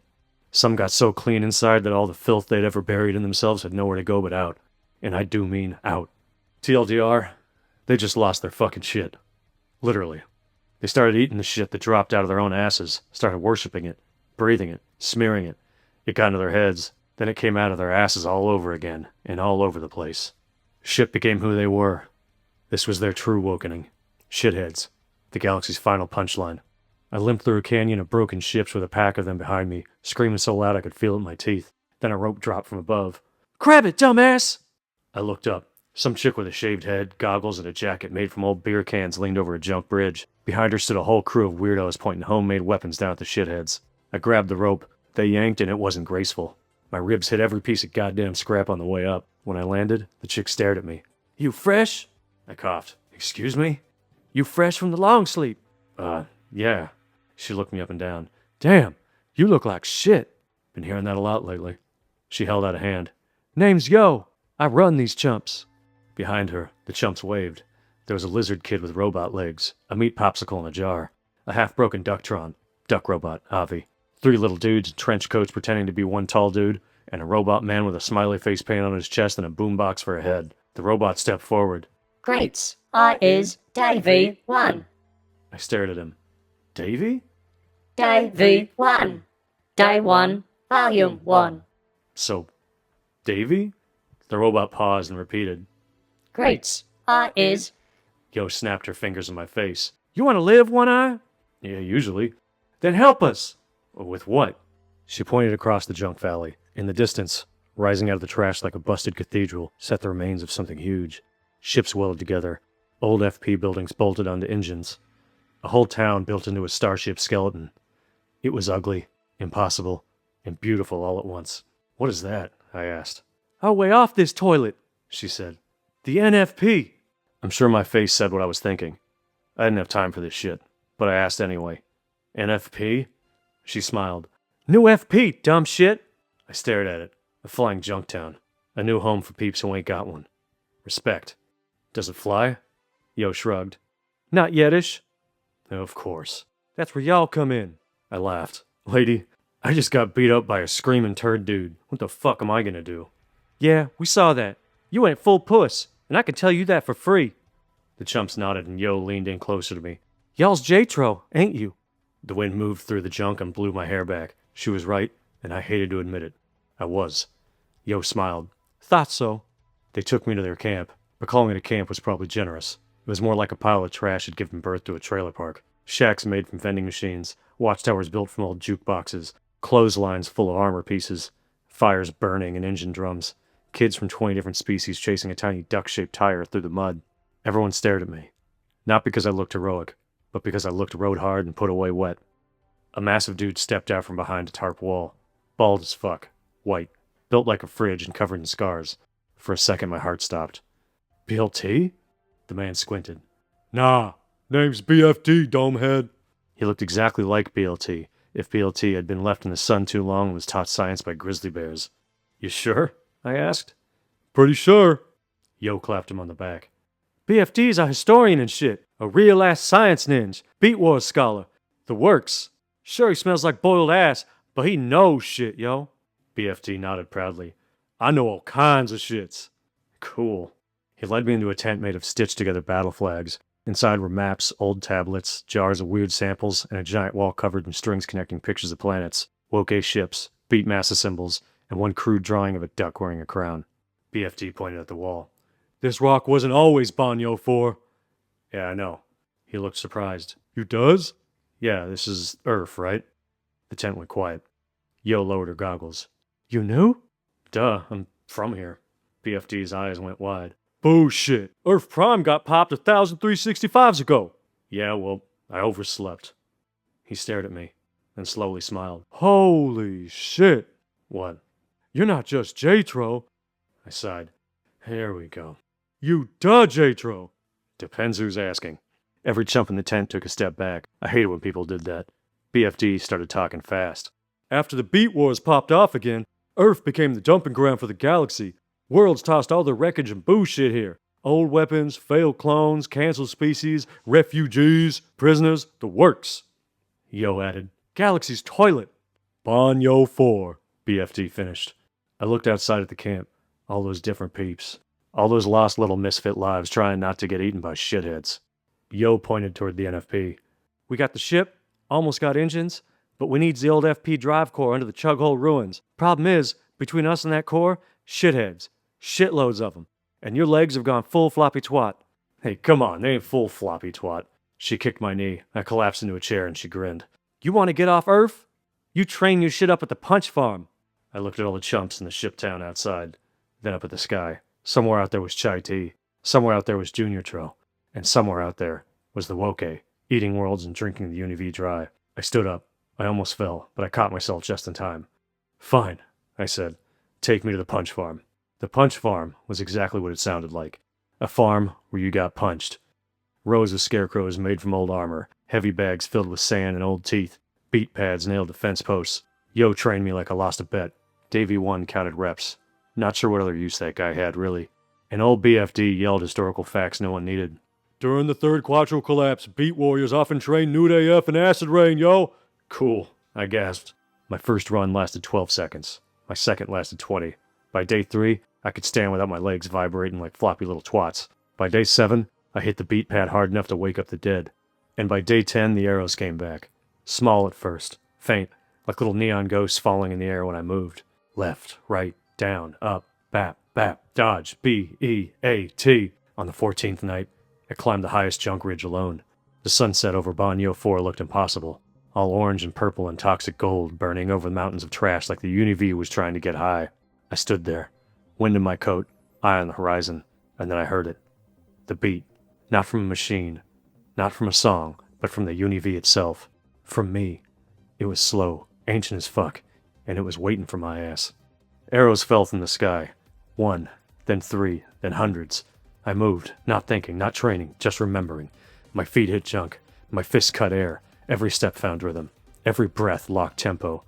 The beat filled my bones. I wasn't some frozen idiot. I wasn't a washed-up legend. I was JTRO. I was a re-ninja, a beat master like my pops before me. And for one perfect second, on the galaxy's toilet, surrounded by trash and screaming ship mutants, I felt alive again. I finished the sequence and the sunset felt like it exploded behind me. Not literally, I don't think. But to be fair, it's hard to tell these days. I was back. And then I swear I heard something my heart and soul needed more than anything. Somewhere out there, out in the wind, I heard a duck calling out to me. Anyway, fast forward from the sappy shit. The raid on the drive core went down at dawn, because that's when real-ass re-ninjas get shit done. Also, shitheads are sleepy-weepy at sunrise. Or so I was told. A crew rolled out in junk buggies welded from old arcade cabinets and shopping carts. Yo drove lead. Day V1 manned a turret made from 4 leaf blowers and a plasma coil. BFD rode beside me, clutching a book titled, Earth, We Fucked It Up Again. We tore across the waste towards the old FP ruins. The place looked like a shout-out memory. Familiar shapes buried under 1,000 years of junk. Old alleys, old walls, old signs. The chug hole at the center sealed under a mountain of scrap. And around it, shitheads. Hundreds, maybe thousands. Screaming, eating, shitting, dancing in the filth. Yo looked at me. Plan? I cracked my knucks. Beat first, ask later. That's it? Got something better? She sighed. Fuck it. We hit 'em hard. The first wave exploded around us. Yo drove like it was her first day. And old BFD, of course, screamed facts. Shithead mutation began after Woké exposure removed natural Quatro dependency, dog. Really? Now? Knowledge is power, yo! A shithead landed on the hood. BFD punched it so hard with his history book that it flew into 3 others and splatted into the largest pile of shit you ever saw. Arrows fell, beat locked. I moved through them. Bap, kick, dodge, bap, bap, bap. The old rhythm came alive in the ruins. Every punch cleared space. Every combo pulled the crew closer to the chug hole. We reached the sealed hatch under the scrap pile and BFD plugged in KCDC. Her hologram popped up, annoyed AF. Y'all's took your time, bitch. Just open the door, DC. But what about all them security protocols and shit? I didn't have time for this shit and yelled out, Secure them for fuck's sake! She smiled. My ninja. The hatch opened. Inside was darkness, and the old FP drive core, still glowing, still beating, the heart of my hometown that refused to die. I stepped down into the chamber and put my hand on it. For a second, I saw flashes. The old FP, my friends, Chai Tea laughing, BLT alive, KCDC shouting nonsense, and ducks. Everywhere. Then the Woké flickered through it all, white, clean and empty. I yanked my hand back and Yo looked at me. You good? Nah. Can you carry it? Yeah. Then be nah later. It took 3 nights to install the core into the NFP. Everyone worked. Every discarded race, every lost chump, every peep told they didn't belong, started belonging. Lizzos, Slinks, Ducktrons, Mewows, Bots, Meat Pops, Tiny Half-Pints, Big Bastards, Quiet Bastards, Screamers, Spitters, the lot. All building one impossible ship town around the bones of the FP. The NFP rose from the junk, the engines coughed and the lights flickered. The old FP sign burned neon again. I stood below it, covered in grease, blood, and shithead residue. Yo walked up beside me. You really okay taking us? Yeah. She looked confused. All of us? Duh. But we're not your kind. We different. I looked at her, then at the camp, then at the ship. Clearly you've never been to the FP. She didn't answer. I smiled. Everyone's different in the FP, and that's what makes it dope. BFD wiped his eyes. I'm experiencing historical emotions, yo. Davey 1 nodded. R2 leaking friendship coolant. KCDC flickered from the ship console. Touching AF, yo, but engines are at 62% and falling. Can we fly? I asked. She shrugged. Define fly, Ninja. Leave the ground. Probs. Good enough. The shitheads came during launch. Of course they did. A sea of them poured over the junk hills, screaming like the planet itself didn't want to let us go. Everyone ran aboard. The engines roared and the entire NFP shook. Pieces fell off before we even moved. Is that shit important? I yelled. Fuck if I know. Yo yelled back at my ass. A whole building slid off the side and exploded. I stayed on the ramp with Davey 1 and the last fighters, holding the line. Arrows fell and the beat hit. Shitheads climbed over each other like an impossible never-ending wave of shit. I punched until my arms burned and kicked until my legs screamed. The ramp sealed and the engines fired. For one terrible second, nothing happened, until finally, the NFP rose. It was glorious. A flying town made of trash, memories, and peeps nobody wanted. Earth fell away from us. Excuse me, Banyo 4, the galaxy's toilet, my home.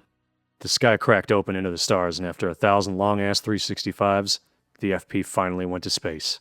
The whole ship cheered, screamed, cried, prayed, drank, and beat off like mad. I stood at the front window, staring into the black. Yo stepped up beside me. So where we headed, JTRO?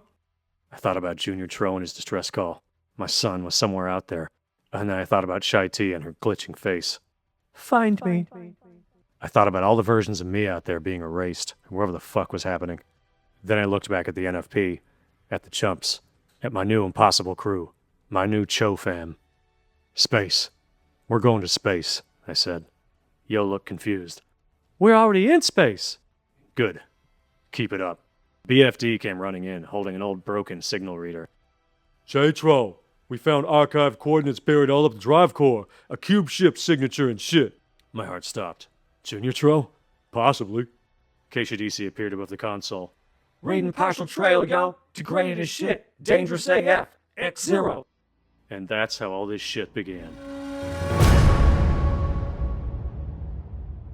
Chapter 9. Back on the beat. JTRO had just finished telling a story that made everyone in the room question their entire existence. And drugs weren't even involved. At least not those kind of drugs. The silence hung heavy. The kind of silence that doesn't come from boredom, but from peeps trying to process too much, too fast. The junk ship bar hummed low. Engines vibrating through the walls. Stars drifting past the cracked viewport. The 2 to 4-headed creature leaned forward slowly. All its heads spoke at once, then argued, then settled. So you're telling me? A second head cut in. Y'all slept? A third. For your 1,365s? Then, all together. On your own planet? JTRO didn't answer right away. He just stared into his drink. Yeah, pretty much, he muttered. Another voice spit from the crowd. So all that drunken shit, that was just your home? JTRO took a sip. Didn't look up. Still is. The bartender pissed out another drink and slid the glass down the bar without being asked. JTRO caught it with ease. JTRO's last story still hung heavy in the crowd, and snippets floated through the room in whispers. NFP? Flying town? Punch farm? Shitheads. The legend was rebuilding itself, in real time. That generally made JTRO uncomfortable, but it helped these stories go down easier, and the free drinks that were pouring in now didn't hurt. The 2 to 4-headed creature leaned in again. What happened next? JTRO exhaled slowly and cracked his neck. Next? He tapped the rim of his glass. My next lead is where shit gets complicated. The creature looked completely baffled. How's that shit more complicated, yo? JTRO finally looked up, his one eye sharp now, focused. You ever hear someone say, he pointed lazily at no one and everyone at once, dead men tell no tales? A few heads nodded, a few shrugged. One guy in the back whispered, "It seems like an accurate enough assumption." JTRO smirked. "Bullshit." The room chilled. "Dead men talk all the time," he said. "Problem is," he took a sip, "they talk shit." The creature tilted all its heads. "You saying your next lead?" JTRO cut him off. "That's right. I'm saying my biggest lead," he leaned forward, "came from a dead man." Now the room was hooked. JTRO leaned back again, easing into it. "See, after Banyo 4, he gestured vaguely out towards the stars. "After we got the NFP off that toilet and into space, I had a problem." The crowd waited. I didn't know where the fuck I was going. A couple of nervous laughs erupted from the back of the bar. "Hey, shut the fuck up. There's nothing funny about being lost after taking the biggest shit of your life. But I knew who I was looking for." He tapped his chest. "My son." The room chilled once again. "He left a signal," JTRO continued. "Distress call, out there in the Twinkies." Coordinates? Some chucklehead asked. JTRO shook his head. "Partial." The room groaned. "Yeah," JTRO said. "Exactly." He took another drink and let it sit. "Half a trail is worse than no trail." Why? The creature asked. JTRO smiled faintly. "Because it makes you think you're close, when you couldn't be further away." JTRO knew he was getting buzzed now. Even he could barely make sense of his logic. But there was no going back now. So what'd you do? The creature asked. JTRO cracked his knuckles. "What I always do. I beat off, or more specifically, investigated how others beat off." You was a detective? Some eggplant with eyes in the back laughed. "UBODs are no laughing matter, kid. What's a UBOD? Unexplained beat-off death. Now is this story about you, or are you gonna shut the fuck up and listen?" The eggplant sat back and wilted his mouth into a drink, looking ashamed of himself. JTRO shook his head and continued. "Back in the day, before all this galaxy-saving, universe-ending existential bullshit," he pointed at the bar, "I solved problems. Yeah, mostly by punching them. But sometimes..." JTRO sipped again. "I had to think. See, not all beat-offs add up," JTRO continued. "Sometimes a bop ain't a bop. Sometimes a 187 ain't quite 16. He looked at his drink. "And sometimes, dead men? Well, dead men." Chapter 10. Dead Men Talk Shit. There's real art to being hungover in space. Gravity helps on planets. You don't realize how much your body depends on gravity until you're floating half-drunk through a bathroom trying to puke into a sink that keeps drifting away from your face. That morning I woke up on the NFP with one boot on, my coat stuck to the ceiling fan, and a half-eaten packet of synthetic food paste fused to my cheek. This is what being a professional looks like.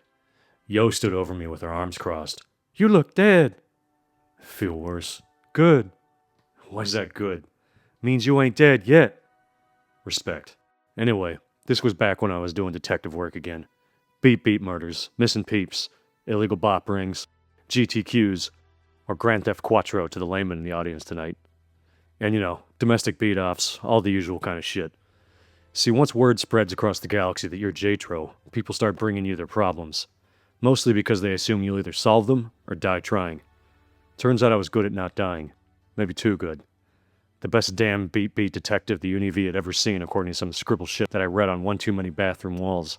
And in my book, that's as prestigious as shit gets. Anywho, like always, the biggest case of my life dropped right into my lap. The big ones always seemed to happen when I was hungover. Maybe it was because they always seemed to come in the morning, and I'm generally up to my eyeball in Quatro most nights. Counting how many worlds I've had to beat off feeling like a microwave pile of shit makes my head spin. This one started in a weird little world called Vag 9. Neon rain, floating alleys, everybody dressed like a funeral magician. Real artsy-fartsy nightmare bullshit. Some beat warrior had been murdered here in broad daylight. Well, broad nightlight, I guess. Because this world had no sun, which still makes no fucking sense to me. But no signs of a struggle, no beat weapons, no GTQs. Just one thing burned into the wall behind the body. A cube. Not drawn, but melted into the metal like reality itself got nervous. That's what got my attention. That, and the dead guy had one half of Junior Tro's coordinates carved into his spine. Yeah, you heard me. Spine coordinates. Which I knew from previous cases is about as serious as coordinates can get. P.I. Pendy met me at the crime scene, eating noodles out of a coffee mug. Now, P.I. Pendy wasn't technically a detective, or technically qualified for much of anything. He was, after all, A literal walking, talking whiskey barrel with a fedora and a listening problem. But he had instincts. The kind of instincts you only get from surviving 37 failed marriages and at least 2 minor self-inflicted nuclear explosions. He looked at the body, then at me while he slurped a noodle. That's bad, huh? Pretty advanced diagnosis there, Pendy. Thanks. We crouched over the corpse. The dead warrior was an old-school Reeninge clan member. Tattoos all over his arms, beat scars, one eye replaced with a rhythm scope. Who found him? I asked. Street sweepers. Witnesses? Mostly screaming. Useful screaming? Nah, screaming. Classic. I checked the spine carving again. Coordinates. Partial. Not enough to track Junior Tro, but enough to know whoever killed the guy knew where my son was. P.I. Pendy scratched his beard. So where's the second half? That's when I noticed something weird. The victim's rhythm scope was still blinking. A tiny little light. On. Off. On. Off. Like it was trying to say something. I leaned closer, then it projected a map. Not of a planet, but of a place. A region. The edge of the UNI-V. Black. Dead. Corrupted. A giant dead zone in space where stars look bruised and reality stopped behaving correctly. The blackout. P.I. Pendy whispered. Ah, hell no. And honestly, he was right. See, the blackout wasn't just dangerous. It was where canceled things went. Canceled worlds, canceled peeps, canceled cancels. Whole civilizations the woke scrubbed out of existence got dumped there forever like cosmic spam mail. The canceled ghosts of monotony. That's what peeps called them. Souls too erased to die properly. And somewhere inside all that was the second half of Junior Tro's coordinates. The dead warrior had left us one final clue. A phrase hidden inside the map signal. DMZ. Any asshole in the street knows what that is. Death murder zone. Real welcoming place. P.I. Pendy looked at me. We ain't going in there, right? Of course we are. Fuck. Getting to the blackout sucked. Everything about it sucked. The stars disappeared first, then the radio. Then color itself started getting weird. Like reality forgot how lighting worked. The NFP drifted through black fog while KCDC flickered violently above the dashboard. Warning, she said. this region is extremely fucking canceled, yo. How canceled? Biblically, bitch. Outside the windows floated wreckage. Ships frozen mid-flight, entire buildings, bodies, sometimes even whole chunks of cities drifting silently through the nothing. Then the whispers started. P.I. Pendy heard his ex-wives. I heard Chai T. JTRO. I clenched my fists. Yo looked over. You hearing shit? Yeah. Tight. Means we close. Then we saw it. The DMZ. A giant glowing maze floating in the void. Yellow lines, black walls, neon pathways stretching forever.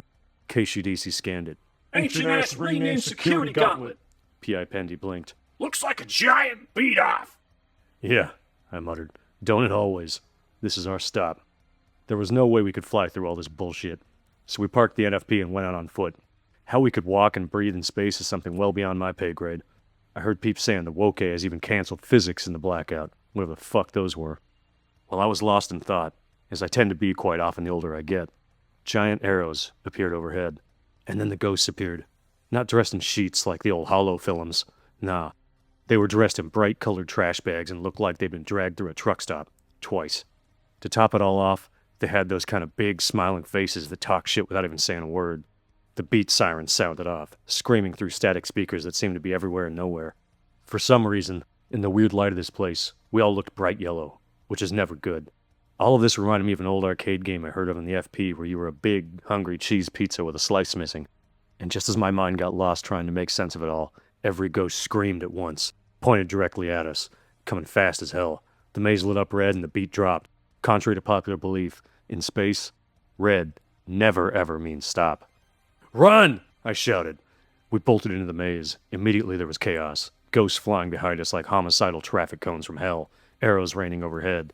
Left, right, dodge, bap, bap, bap. The maze shifted constantly, which as someone who allegedly struggles with depth perception was a real fucking treat. Dead souls pressed against the walls, screaming warnings nobody could understand. Canceled peeps reached through cracks in reality trying to escape. A ghost slammed into the wall beside me hard enough to vaporize part of it. Davey 1 yelled encouraging statistics. Current surviving odds, sub good.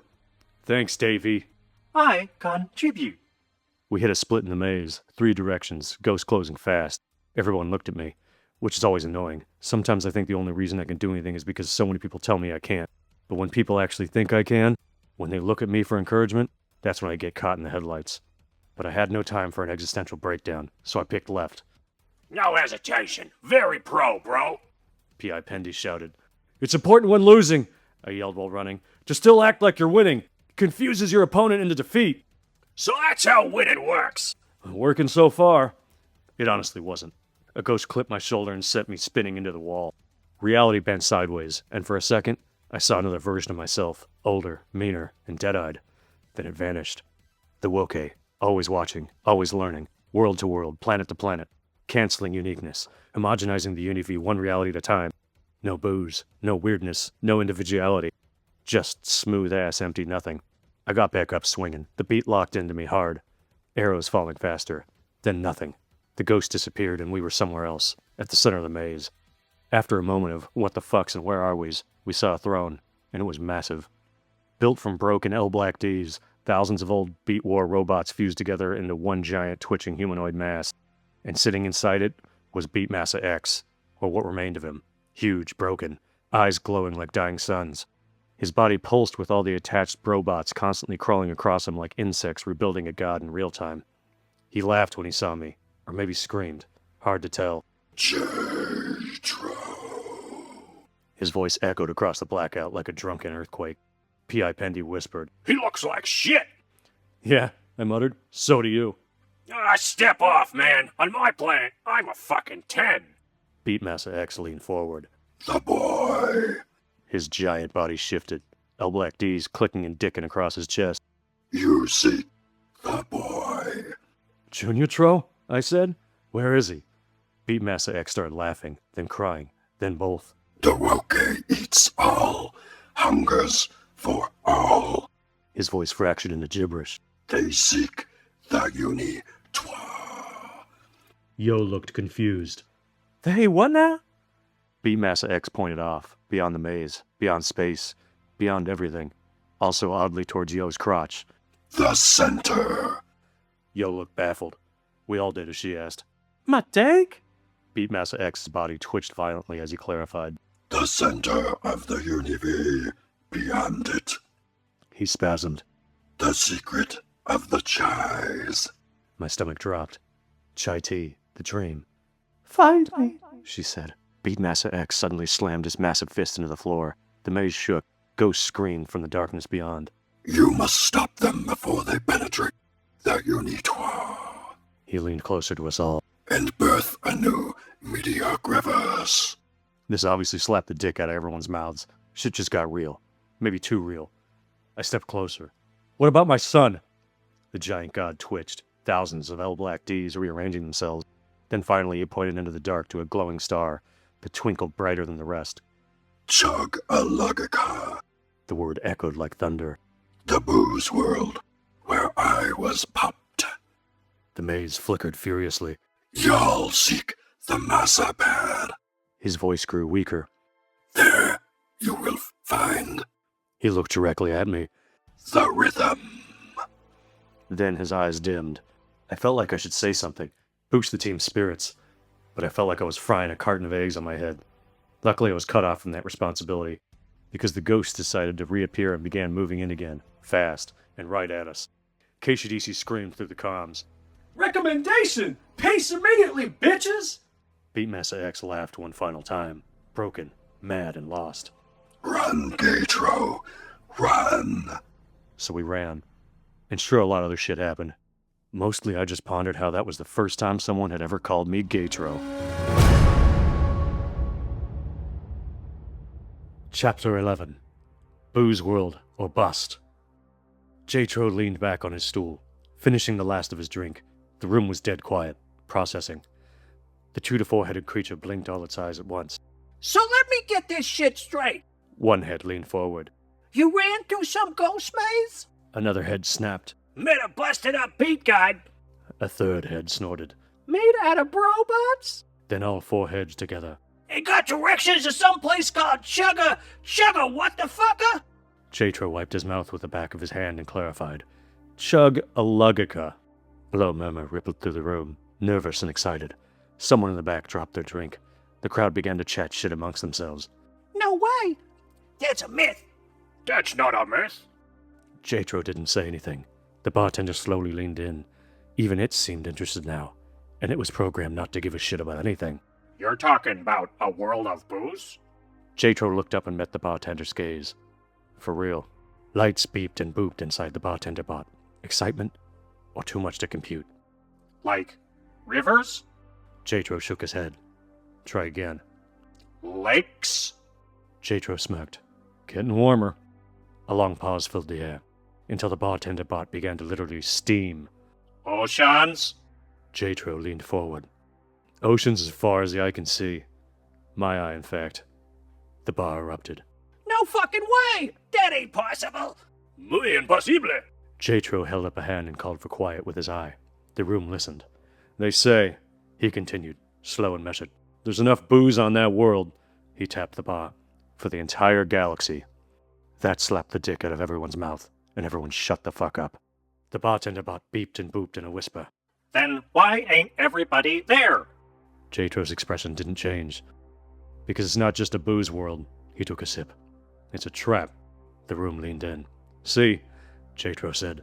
When Beatmaster X was still running wild, he gestured vaguely upward. Before he got himself turned into a walking heap of scrap shit, he was hunting booze across the UNI-V. A few nods. Everyone knew that part. And just where do you think he went when he finally heard about a planet made entirely out of booze?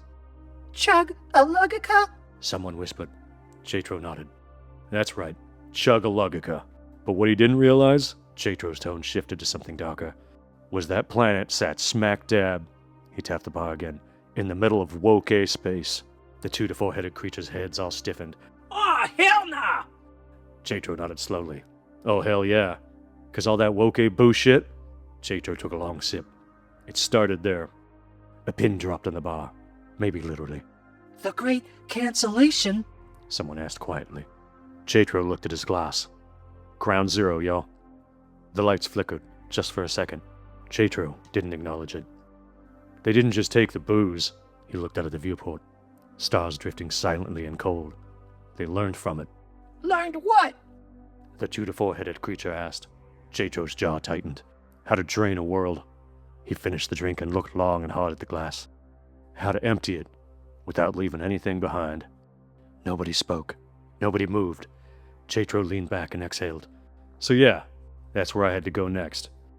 The 2 to 4 headed creature swallowed all of its necks in unison, scared shitless. You went there? JTRO stood, slow and tired. Had to. Why? JTRO paused, just for a second, then said it like it wasn't a big deal. Because that's where my son's trail led, so that's where I was going. And because, he added, if the stories were true, if the old Beatmaster died there, then whatever killed him, JTRO finally looked up at the room, could mean only one thing. JTRO stretched and cracked his neck. That shit was about to get wet. Chapter 12. Chug-a-lugica. We saw it before we hit it. I mean, UNI-V, but you know what I mean. You couldn't miss it. The whole damn planet shimmered. Not like water, not like light. Like liquid gold. Amber ocean stretching forever, reflecting starlight like the UNI-V was trying to seduce you into making bad decisions. P.I. Pendy leaned over my shoulder at the viewport. That's booze? Yep. Like, all of it? Pretty much. P.I. Pendy nodded slowly. Is we gonna die here? Never can tell. The NFP dropped through the atmosphere, and the smell hit us first. Sweet and sharp, burning like every bar I'd ever loved had been melted into a single breath. The engines coughed and the ship wobbled. KCDC flickered. Warning! Planetary surface is 97% Quatro liquid, yo! Landing probability. No! Copy that, I said. Do it anyway. Aight, fuck it. Click it or ticket. We landed on a floating dock made of scrap. A bunch of pirate ships chained together like a 4-year-old tried inventing infrastructure. Wood, metal, bones, anchors. All the usual shit jammed into nothing. Or something, I guess. As soon as I stepped out, I felt it. The air itself was drunk. You breathed it, and it hit you. Your balance shifted half a second late, and your thoughts lagged. The worst of all, it was broad daylight. Yo! P.I. Pendy said, wobbling slightly. I think the atmosphere is trying to fight my ass. Yeah, I muttered. It'll do that. Stay focused. I is focused. He leaned sideways. Just not sure on what. That's when they saw me. Pirates. Dozens of them. All too different to explain. And all of them were smiling. Shit-eating grins to go around. One of them stepped forward, young kid, missing 3 teeth and 1 eyebrow. You's a legend, ain't ya? I sighed. Don't believe everything you read, kid. The kid blinked. My ass can't read. I nodded. You ain't missing much. That got a good laugh, which was a relief, because laughter meant we weren't dead yet. They brought us into their little town, if you could call it that. More like a floating used car lot. Barrels everywhere, rivers of booze sloshing between the planks. Peeps were drinking straight from the booze ocean with buckets, hats, hands, hollowed-out peg legs. Shit, whatever they get their hands or hooks on. Yo whispered to me. This place is whack. Yeah, I said. Where ain't these days? We found the captain of the biggest ship, or what used to be a ship. Now it was more like a throne made of empty bottles and broken sails. He looked old. Not physically, but spiritually. Like he'd been drunk for 100 years and somehow remembered every second of it. You're looking for something, He said without looking at me. Yeah, I said. A cube. A massa cube. That got the old fuck's attention. Slowly and carefully he turned and looked over his shoulder. Ya's late. Story of my life. Wasn't it always? Captain Oldfuck pointed out to the sea. Way out. Where the waves got darker and heavier. That's where he dropped. Beat Massa X? The captain nodded. Gyar! X marks the spot. Came screaming out of the sky like an empty keg on welfare day. And then what? I asked. Captain Oldfuck smiled.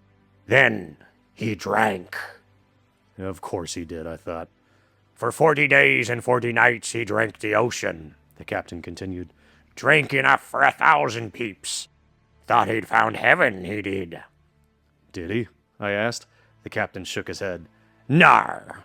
He pointed at his own chest and pounded on it like a drum. He found his limit. He mimed an explosion. And pop! I looked out at the ocean. The waves were rolling slowly and heavily, like they were carrying something underneath. And what's left of him? I asked. The captain pointed down. Aye, the Massapad went down with him. Yar! There's be more tales to talk.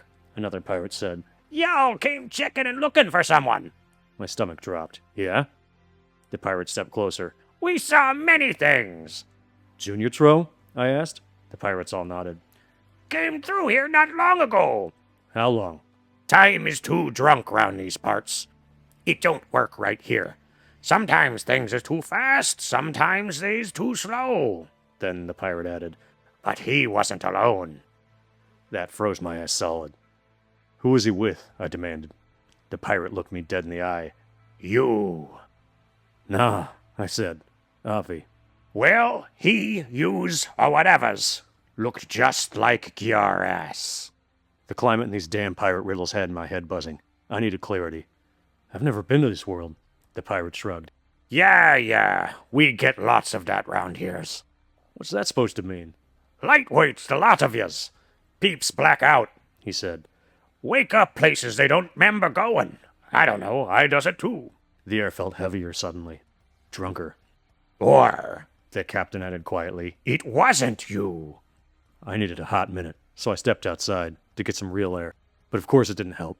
The air was even drunker out there. The world was drunk. I was drunk. And reality seemed like it was chasing the bus in snowshoes. But then I saw something, out in the distance.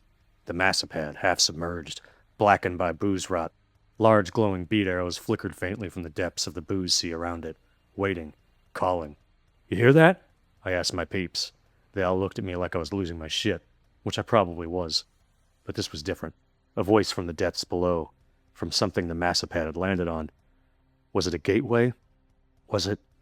The words formed on my lips and spoken without me asking. The world of rhythm, I whispered. P.I. Pendy stepped up beside me. What are you sip-chatting, Tro? I saw an explosion of arrows and stars all at once, way too much for my drunk mind to comprehend. I think this is where Bait Beat was born. I looked out across the endless booze ocean. On the edge of the known UNI-V, rhythm and booze, chicken and egg. Yo stepped up and shook some sense into me. Snap out of it, JTRO. Don't start going chicken and egg on our ass. I lost a lot of good peeps that way. But I knew it to be true. And Junior Tro had been here. But he was taken by someone or something that looked like me. The woke was spreading, world to world, drinking everything dry, and now it was personal. I stepped toward the dock. This was too much. Where you going? Yo asked. To the bottom. Can your ass even swim, yo? Don't need to swim. Just need to sink. What's going on, bro? What's down there? Answers. Yo realized she couldn't stop me. No one could. Because somewhere down there was the truth. Somewhere down there was something bigger than all of us. Somewhere down below an entire ocean of booze were the answers we'd been looking for all this time. And I'd never met a drink I couldn't finish. Chapter 13. One more for the road. JTRO stood there a moment longer than usual, not moving or talking, just staring into the bottom of his glass for answers. Everyone in the bar waited in silence. No one interrupted or pushed. They'd learned by now. You don't rush old JTRO. Nonetheless, Chuggalugga still hung in the air. The 2 to 4-headed creature leaned forward slowly. One head whispered. So, what happens down there? Another whispered. In the ocean. Another. With the cube. JTRO didn't answer. He just exhaled, long and slow. Then he knocked the glass back, empty, again. The bartender didn't even ask this time, just pissed and refilled. JTRO grabbed it, swirled it, and watched the liquid move like it knew something he didn't. Nah, he muttered. Disappointed groans echoed through the bar. Yo! You can't just stop there! Yeah, what happened with the cube? Come on, the cube, homie! JTRO raised a hand and called for quiet. Chill. The bar instantly went silent again. I told you, he said, tapping the glass lightly. This shit ain't exactly linear. The creature tilted all of its heads. Lin-E-year! The fuck does Lin-E-year mean, yo? It means you don't get this story in order. You get it how I remember it. JTRO took his drink, held it, then swallowed slowly. And I remember something else first. Something better? Someone yelled. Something bigger. JTRO responded with a sly smile. The bartender paused mid-piss. Everyone froze with anticipation as JTRO slammed his glass down on the bar. Harder than needed. I got one more for you. The entire room straightened and sat up tall. Every creature, every voice, every set of eyes locked in on JTRO. One more? The creature said. JTRO nodded. And this one, he pointed lazily around the room. Think I've finally had just enough Quatro to tell it right. A few nervous laughs. One dude with a washing machine for a face cheered from the back. Fuck yeah! JTRO didn't find anything about this funny or cool. This one, he rubbed the back of his neck. This one still got me laid out like a Thanksgiving feast and stuffed like a turkey when I think about it. JTRO stood up slowly, his stool scraping across the floor as he stretched, loosening up his body for the tail, his bones cracking like old doors in a haunted house. You ever see something? He started pacing now, slowly and measured. That makes everything else you've ever done look small. Silence. Like you've been running around thinking you understand the whole game. He glanced out the viewport at the stars, and then you realize you turn back to the crowd. You ain't even on the goddamn board yet. The 2 to 4-headed creature swallowed. What the fuck did you say? JTRO smiled. Not a happy smile, and not quite a defeated smile either, but you could see it from there. The end. Of what? Someone whispered. JTRO picked up his drink, took one last slow sip. Everything. Chapter 14. The World of Rhythm. Last person you should ever want to gaslight is yourself, but for some reason, that's just always how it goes. That's how I remember trying to make sense of what went down here. We never expected to find what we found beneath those waves on Chuggalugga. It was the kind of place that makes you realize sometimes reality doesn't know what the fuck it's doing. And that's where it turns out Beat Beat was born. Not here, not there. Not somewhere you can fly, not somewhere you can land, but somewhere just between all that. After the Massapad lit up like a Christmas tree on Chuggalugga, KCDC picked up a signal on one of our impossible technology gizmodos, and she told us we had to follow it. She said the signal, it wasn't coordinates, it was a pattern, a rhythm. Yo! Destination ain't location-based, dog! She said. It's most sucking beat-based. Excuse me? Shacey, come on, speak dumb, we've been over this, I told her. You got to move your shit correctly to get there. Cool. Hit me with the moves, I said. Aight, but it's got to be all y'all's. Programming the rhythms now, yo! Of course it did. So we lined up. Me, Yo, P.I. Pendy, Dave V1, the whole goddamn crew. On my mark, I said. The arrows appeared, but not above us or around us. Inside of us. consuming every one of our senses, impossible directions all at once.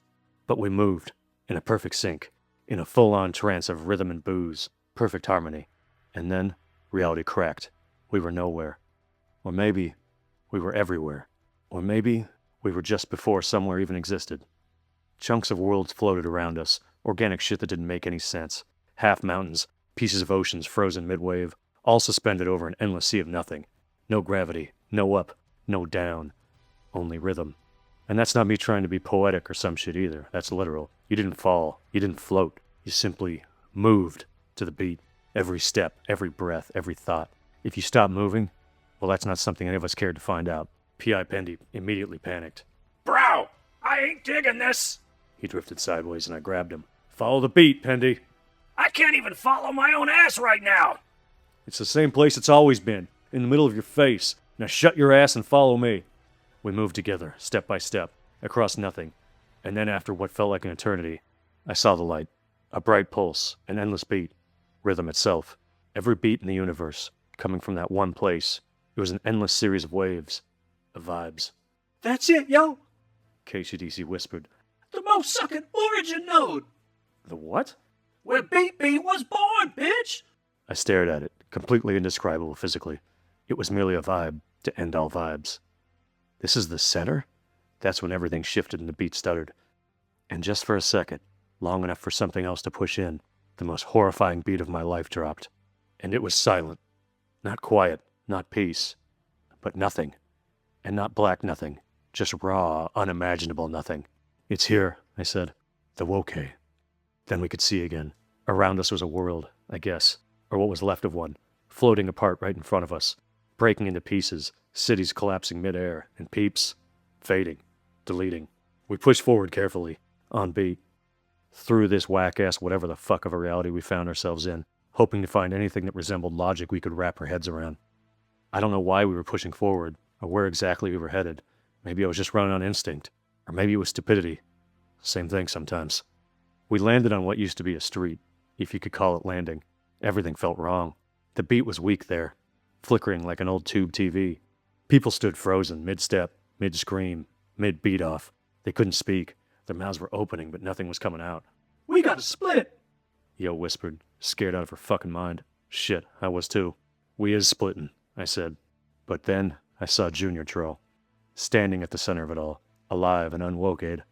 My heart stopped. J. Junior. He turned, slowly AF. Dad Tro? And for a second, just a second, mind you, I thought it was all over, that everything was going to be okay. And then I saw who Junior Tro was standing with. Me. Or something that looked like me. Same face, same eye, same stance, but whack. Cleaner, sharper, emptier. And I couldn't quite be sure from where I was standing, but I'm pretty sure he was a bitch. Junior Tro looked between us, confused.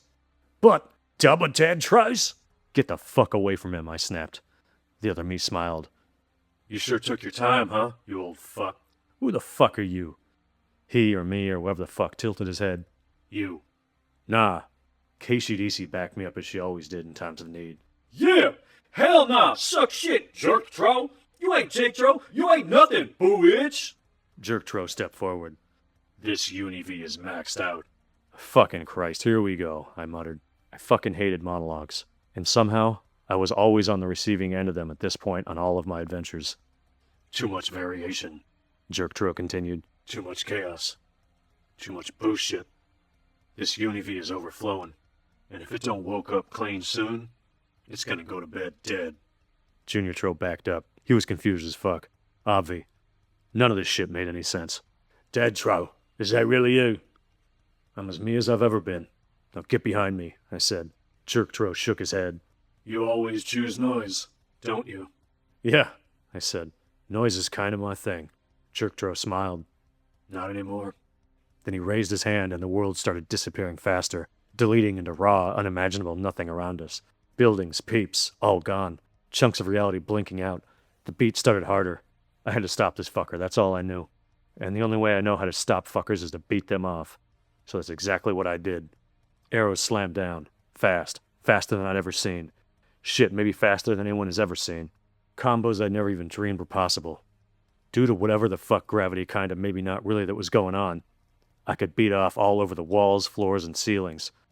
I could beat off wherever and however I wanted. But unfortunately, so could JTRO. Some say his beats were perfect. Cleaner and faster than mine. But as you may already know, no beat off is perfect. Every move I made, he already knew. You're predictable, He said. Yeah, I snapped. So are you. JTRO paused. Just enough, and that's the trick. If you can't beat them physically, you gotta take their mind down with you. Sometimes I think the only reason I can do anything, I beat off, harder, faster, like mad, is because so many people tell me I can't. I broke rhythm. I made it my bitch. Made my own rhythm, like any real-ass re-ninja would. JTRO hesitated. One beat. That's all I needed. Bap. I beat the fucker off so hard he was gonna have to wear sunglasses for a month. Move! I yelled to Junior Tro. Junior Tro snapped out of it and recovered somehow. So we ran. And behind us, the world collapsed. The whole everything, just canceling out of existence. Chunks falling into nothing, the beat collapsing with it. We were fucked and I knew it. I knew I had to think outside of the box. Grab onto me, I yelled to everyone. No one had time to argue, so they did. All right, everyone, beat off like you've never beat off before. All together, now! So we did. We beat off together as one, fastly and furiously. And a rainbow of colors and arrows surrounded us, consuming us into the rhythm stream. Everything warped and we landed back in the NFP. And then there was silence. Nobody spoke. JTRO, is it really you? God, I hope so. What were you doing there? You know, wherever the fuck we were. I ain't really sure, Pops. After we crashed on Chugsakawi whatevs, I ain't got much. Flashes and shit. Junior Tro looked at me tenderly, trying to apologize for everything he'd ever done with his eye. We cool? We're ice, I said with a tear in my eye. I bro-hugged the little fucker like he'd never been hugged before. Nothing about this UNI-V made sense to me, but saving my dumb fuck son was a good start. What the fuck was that? Asked Yo. I looked at my hands, still shaking. That, I exhaled, was the future of everything if we lose. And how do we beat that shit? How do we beat the Woké? Junior Tro stepped up with some answers. The Woké originates from AI. What the fuck is AI? I said. Artificial ingenious, bitch! It's what I run on! KCDC chirped at me from the nearby hologram on the dashboard. Originally, AI was designed to generate beat patterns. Junior Tro continued, dropping his knowledge. Impossibly random as fuck to test warriors. And now, the dude who looks like Dad Tro is using it to rewrite reality. Everyone aboard the NFP gasped. How? I asked. KCDC cut in. She was picking up what Junior Tro was laying down. Simplification! It's turning everything into the most bland-ass version possible. A most sucking sentence, yo! I laughed. Wait, so you're saying this asshole, who kinda maybe sorta looks like me, is trying to turn the entire universe, I looked out into space, into just a fucking prompt? KCDC got serious AF. Think he already has, yo. That shit punted everyone in the dick. Everyone but me, of course. I cracked my neck. Well, I got a prompt for that asshole. The crew looked at me. I smirked. Let's dance. Everyone else may have been scared beatless, but I was ready to beat off the entire UNI-V if I had to set shit right again.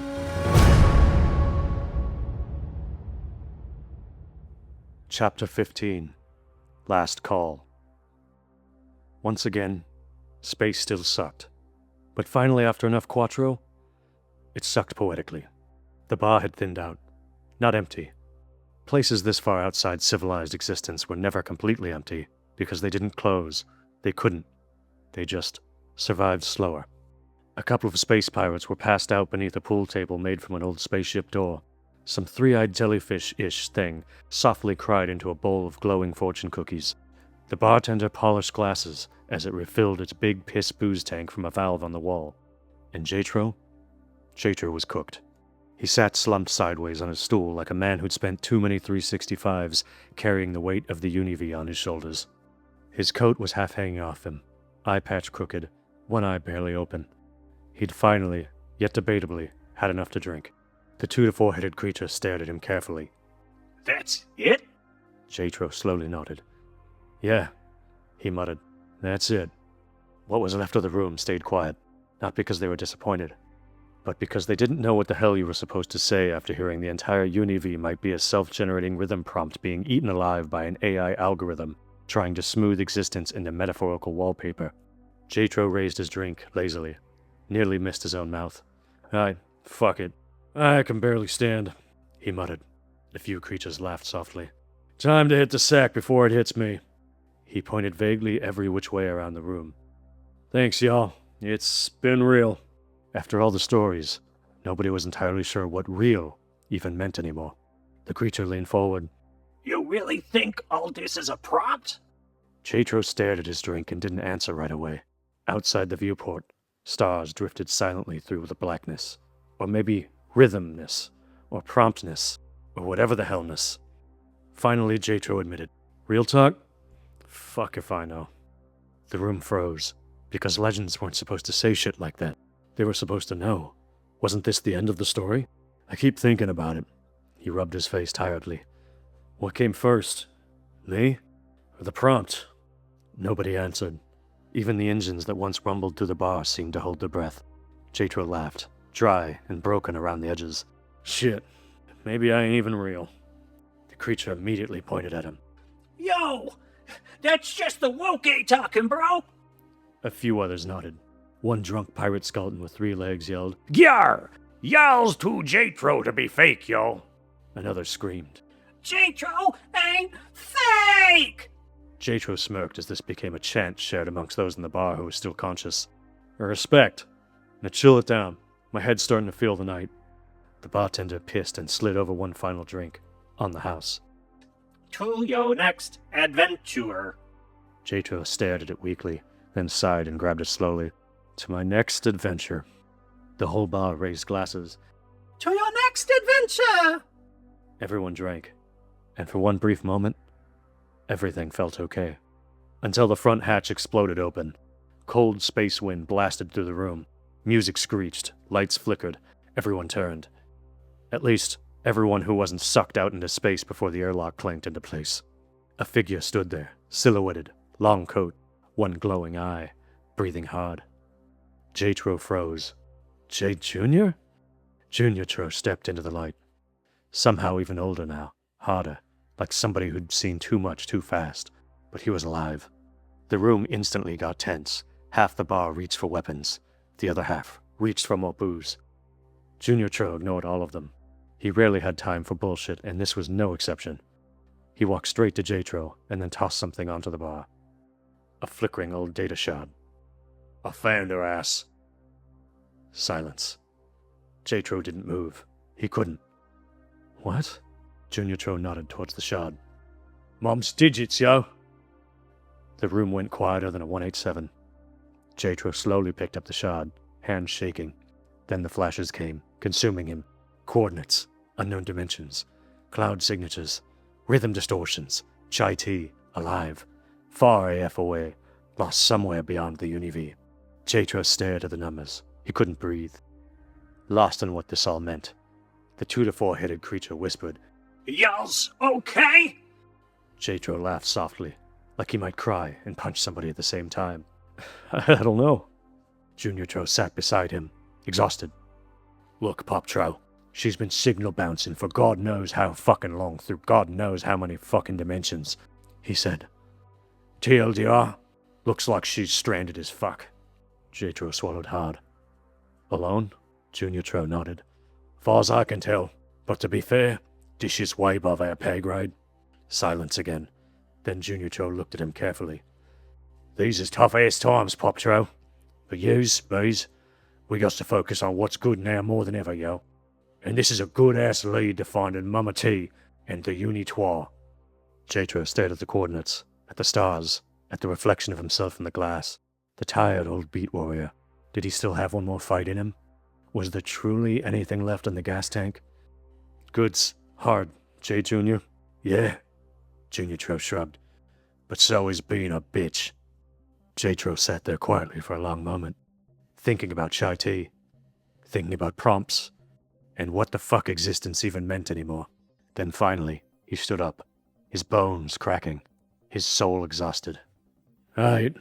The room watched him as he grabbed his coat and fixed his eye patch.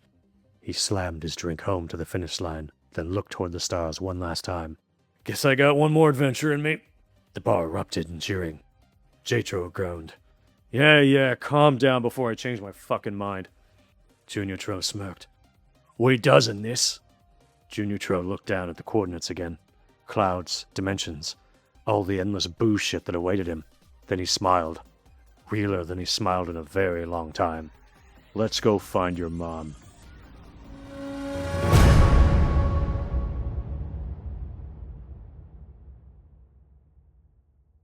Post-creds.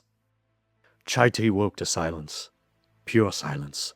No somethings, no nothings. Just quiet-ass silence. She opened her eyes slowly. White. Everywhere. Clouds. An endless sea of them stretching in every direction like a soft lie covering something much deeper. The sky above was pale. Not blue. Not gray. Just unfinished. She sat up. Her body ached. Not from wounds, but from time. Where the hell? Her voice barely carried. Sound didn't travel right here, like it had to ask permission first. She took in her surroundings and looked around. She was on a small island that was floating all alone in the middle of nowhere. The grass around her didn't move. The wind didn't blow. She couldn't tell if there was even air, and if there was, did she even need it? Chai-Tea stood slowly and stepped forward. When her boot hit the ground, there was no sound. She crouched and pressed her hand to the soil. It felt real, but it wasn't responding to her touch. She looked out over the edge of the island she found herself on. Clouds below stretched forever, but something moved beneath them, slow and massive. She narrowed her eyes and focused, and then she saw it. A gigantic shape, half buried beneath the cloud sea, stone, ancient and broken. A face. No, not a face, but a carcass, and one of many. She moved to the edge, her heart pounding, and the clouds shifted. More shapes revealed themselves. At first they appeared to be mountains, but they were all wrong. Too smooth in places, too deliberate, too humanoid. She stepped closer, and then it hit her. Rage? These were not mountains. This was Rage, the ancient god of Beat, dead, and half submerged in the cloud sea, silhouetted from the light. Her eyes scanned the horizon until they spotted another massive carcass, further out in the sea. Re-ninja. Frozen mid-beat-off.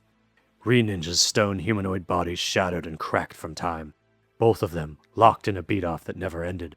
Millions of 365s ago. Chai-Tea felt something twist in her chest. Not fear. Not grief. But understanding. This is before. She turned slowly. Before the prompts. Flashes of information flickered through her mind. This place was older than the UNI-V. Older than Beat. Prompts. Her memory flickered. JTRO. His voice. His dumb grin. She smiled until something moved behind her. She spun around fast. But there was nothing there. Just more white. Then a flicker. Reality stuttered, like a bad signal, and suddenly, she wasn't on the island anymore. She stood in a massive, empty expanse, black, endless, lit only by faint pulses of rhythm in the distance, and in front of her were rows. Rows and rows and rows of figures, standing still. JTROs. Hundreds of thousands of them, all different outfits, different scars, different versions of the same man. Some older, some younger, but all of them were JTROs. Her breath caught. Good day, Trost. She stepped forward, slowly, then she saw them, beside the JTROs. More rows, more figures. Chai-Teas. Variants, echoes, each one slightly different. Each one, her. What is this place? No answer, just a soft pulse of rhythm, fading, struggling, like a heart trying to remember how to beat. She stepped between them. They didn't move. Didn't react, didn't breathe. They just waited. For something, or someone. Chai-Tea reached out and touched one of the JTROs. He was cold and empty. Not dead. Not alive. But paused. Where are we? Then she shook her head. No. She stepped back. No. A beat pulsed, weak. She turned toward it. Far off in the distance was a faint light, struggling. A rhythm that was still alive. Her eyes hardened as she looked back at the endless rows of figures, at the versions of herself, at the versions of JTRO. She looked down at her hands and flexed them. Felt them. The rhythm pulsed again, slightly stronger. And far below she could see the dead gods again. They drifted silently through the endless cloud sea. And somewhere beyond all of it, something was writing. Or rewriting. Deleting. And for the first time, Chai-Tea wasn't sure if she was part of the story, or the very reason it existed.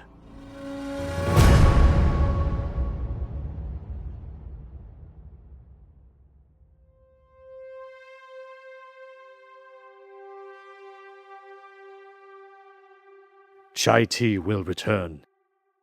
In Chai-Tea Beats Off the Multiverse. Pending book sales.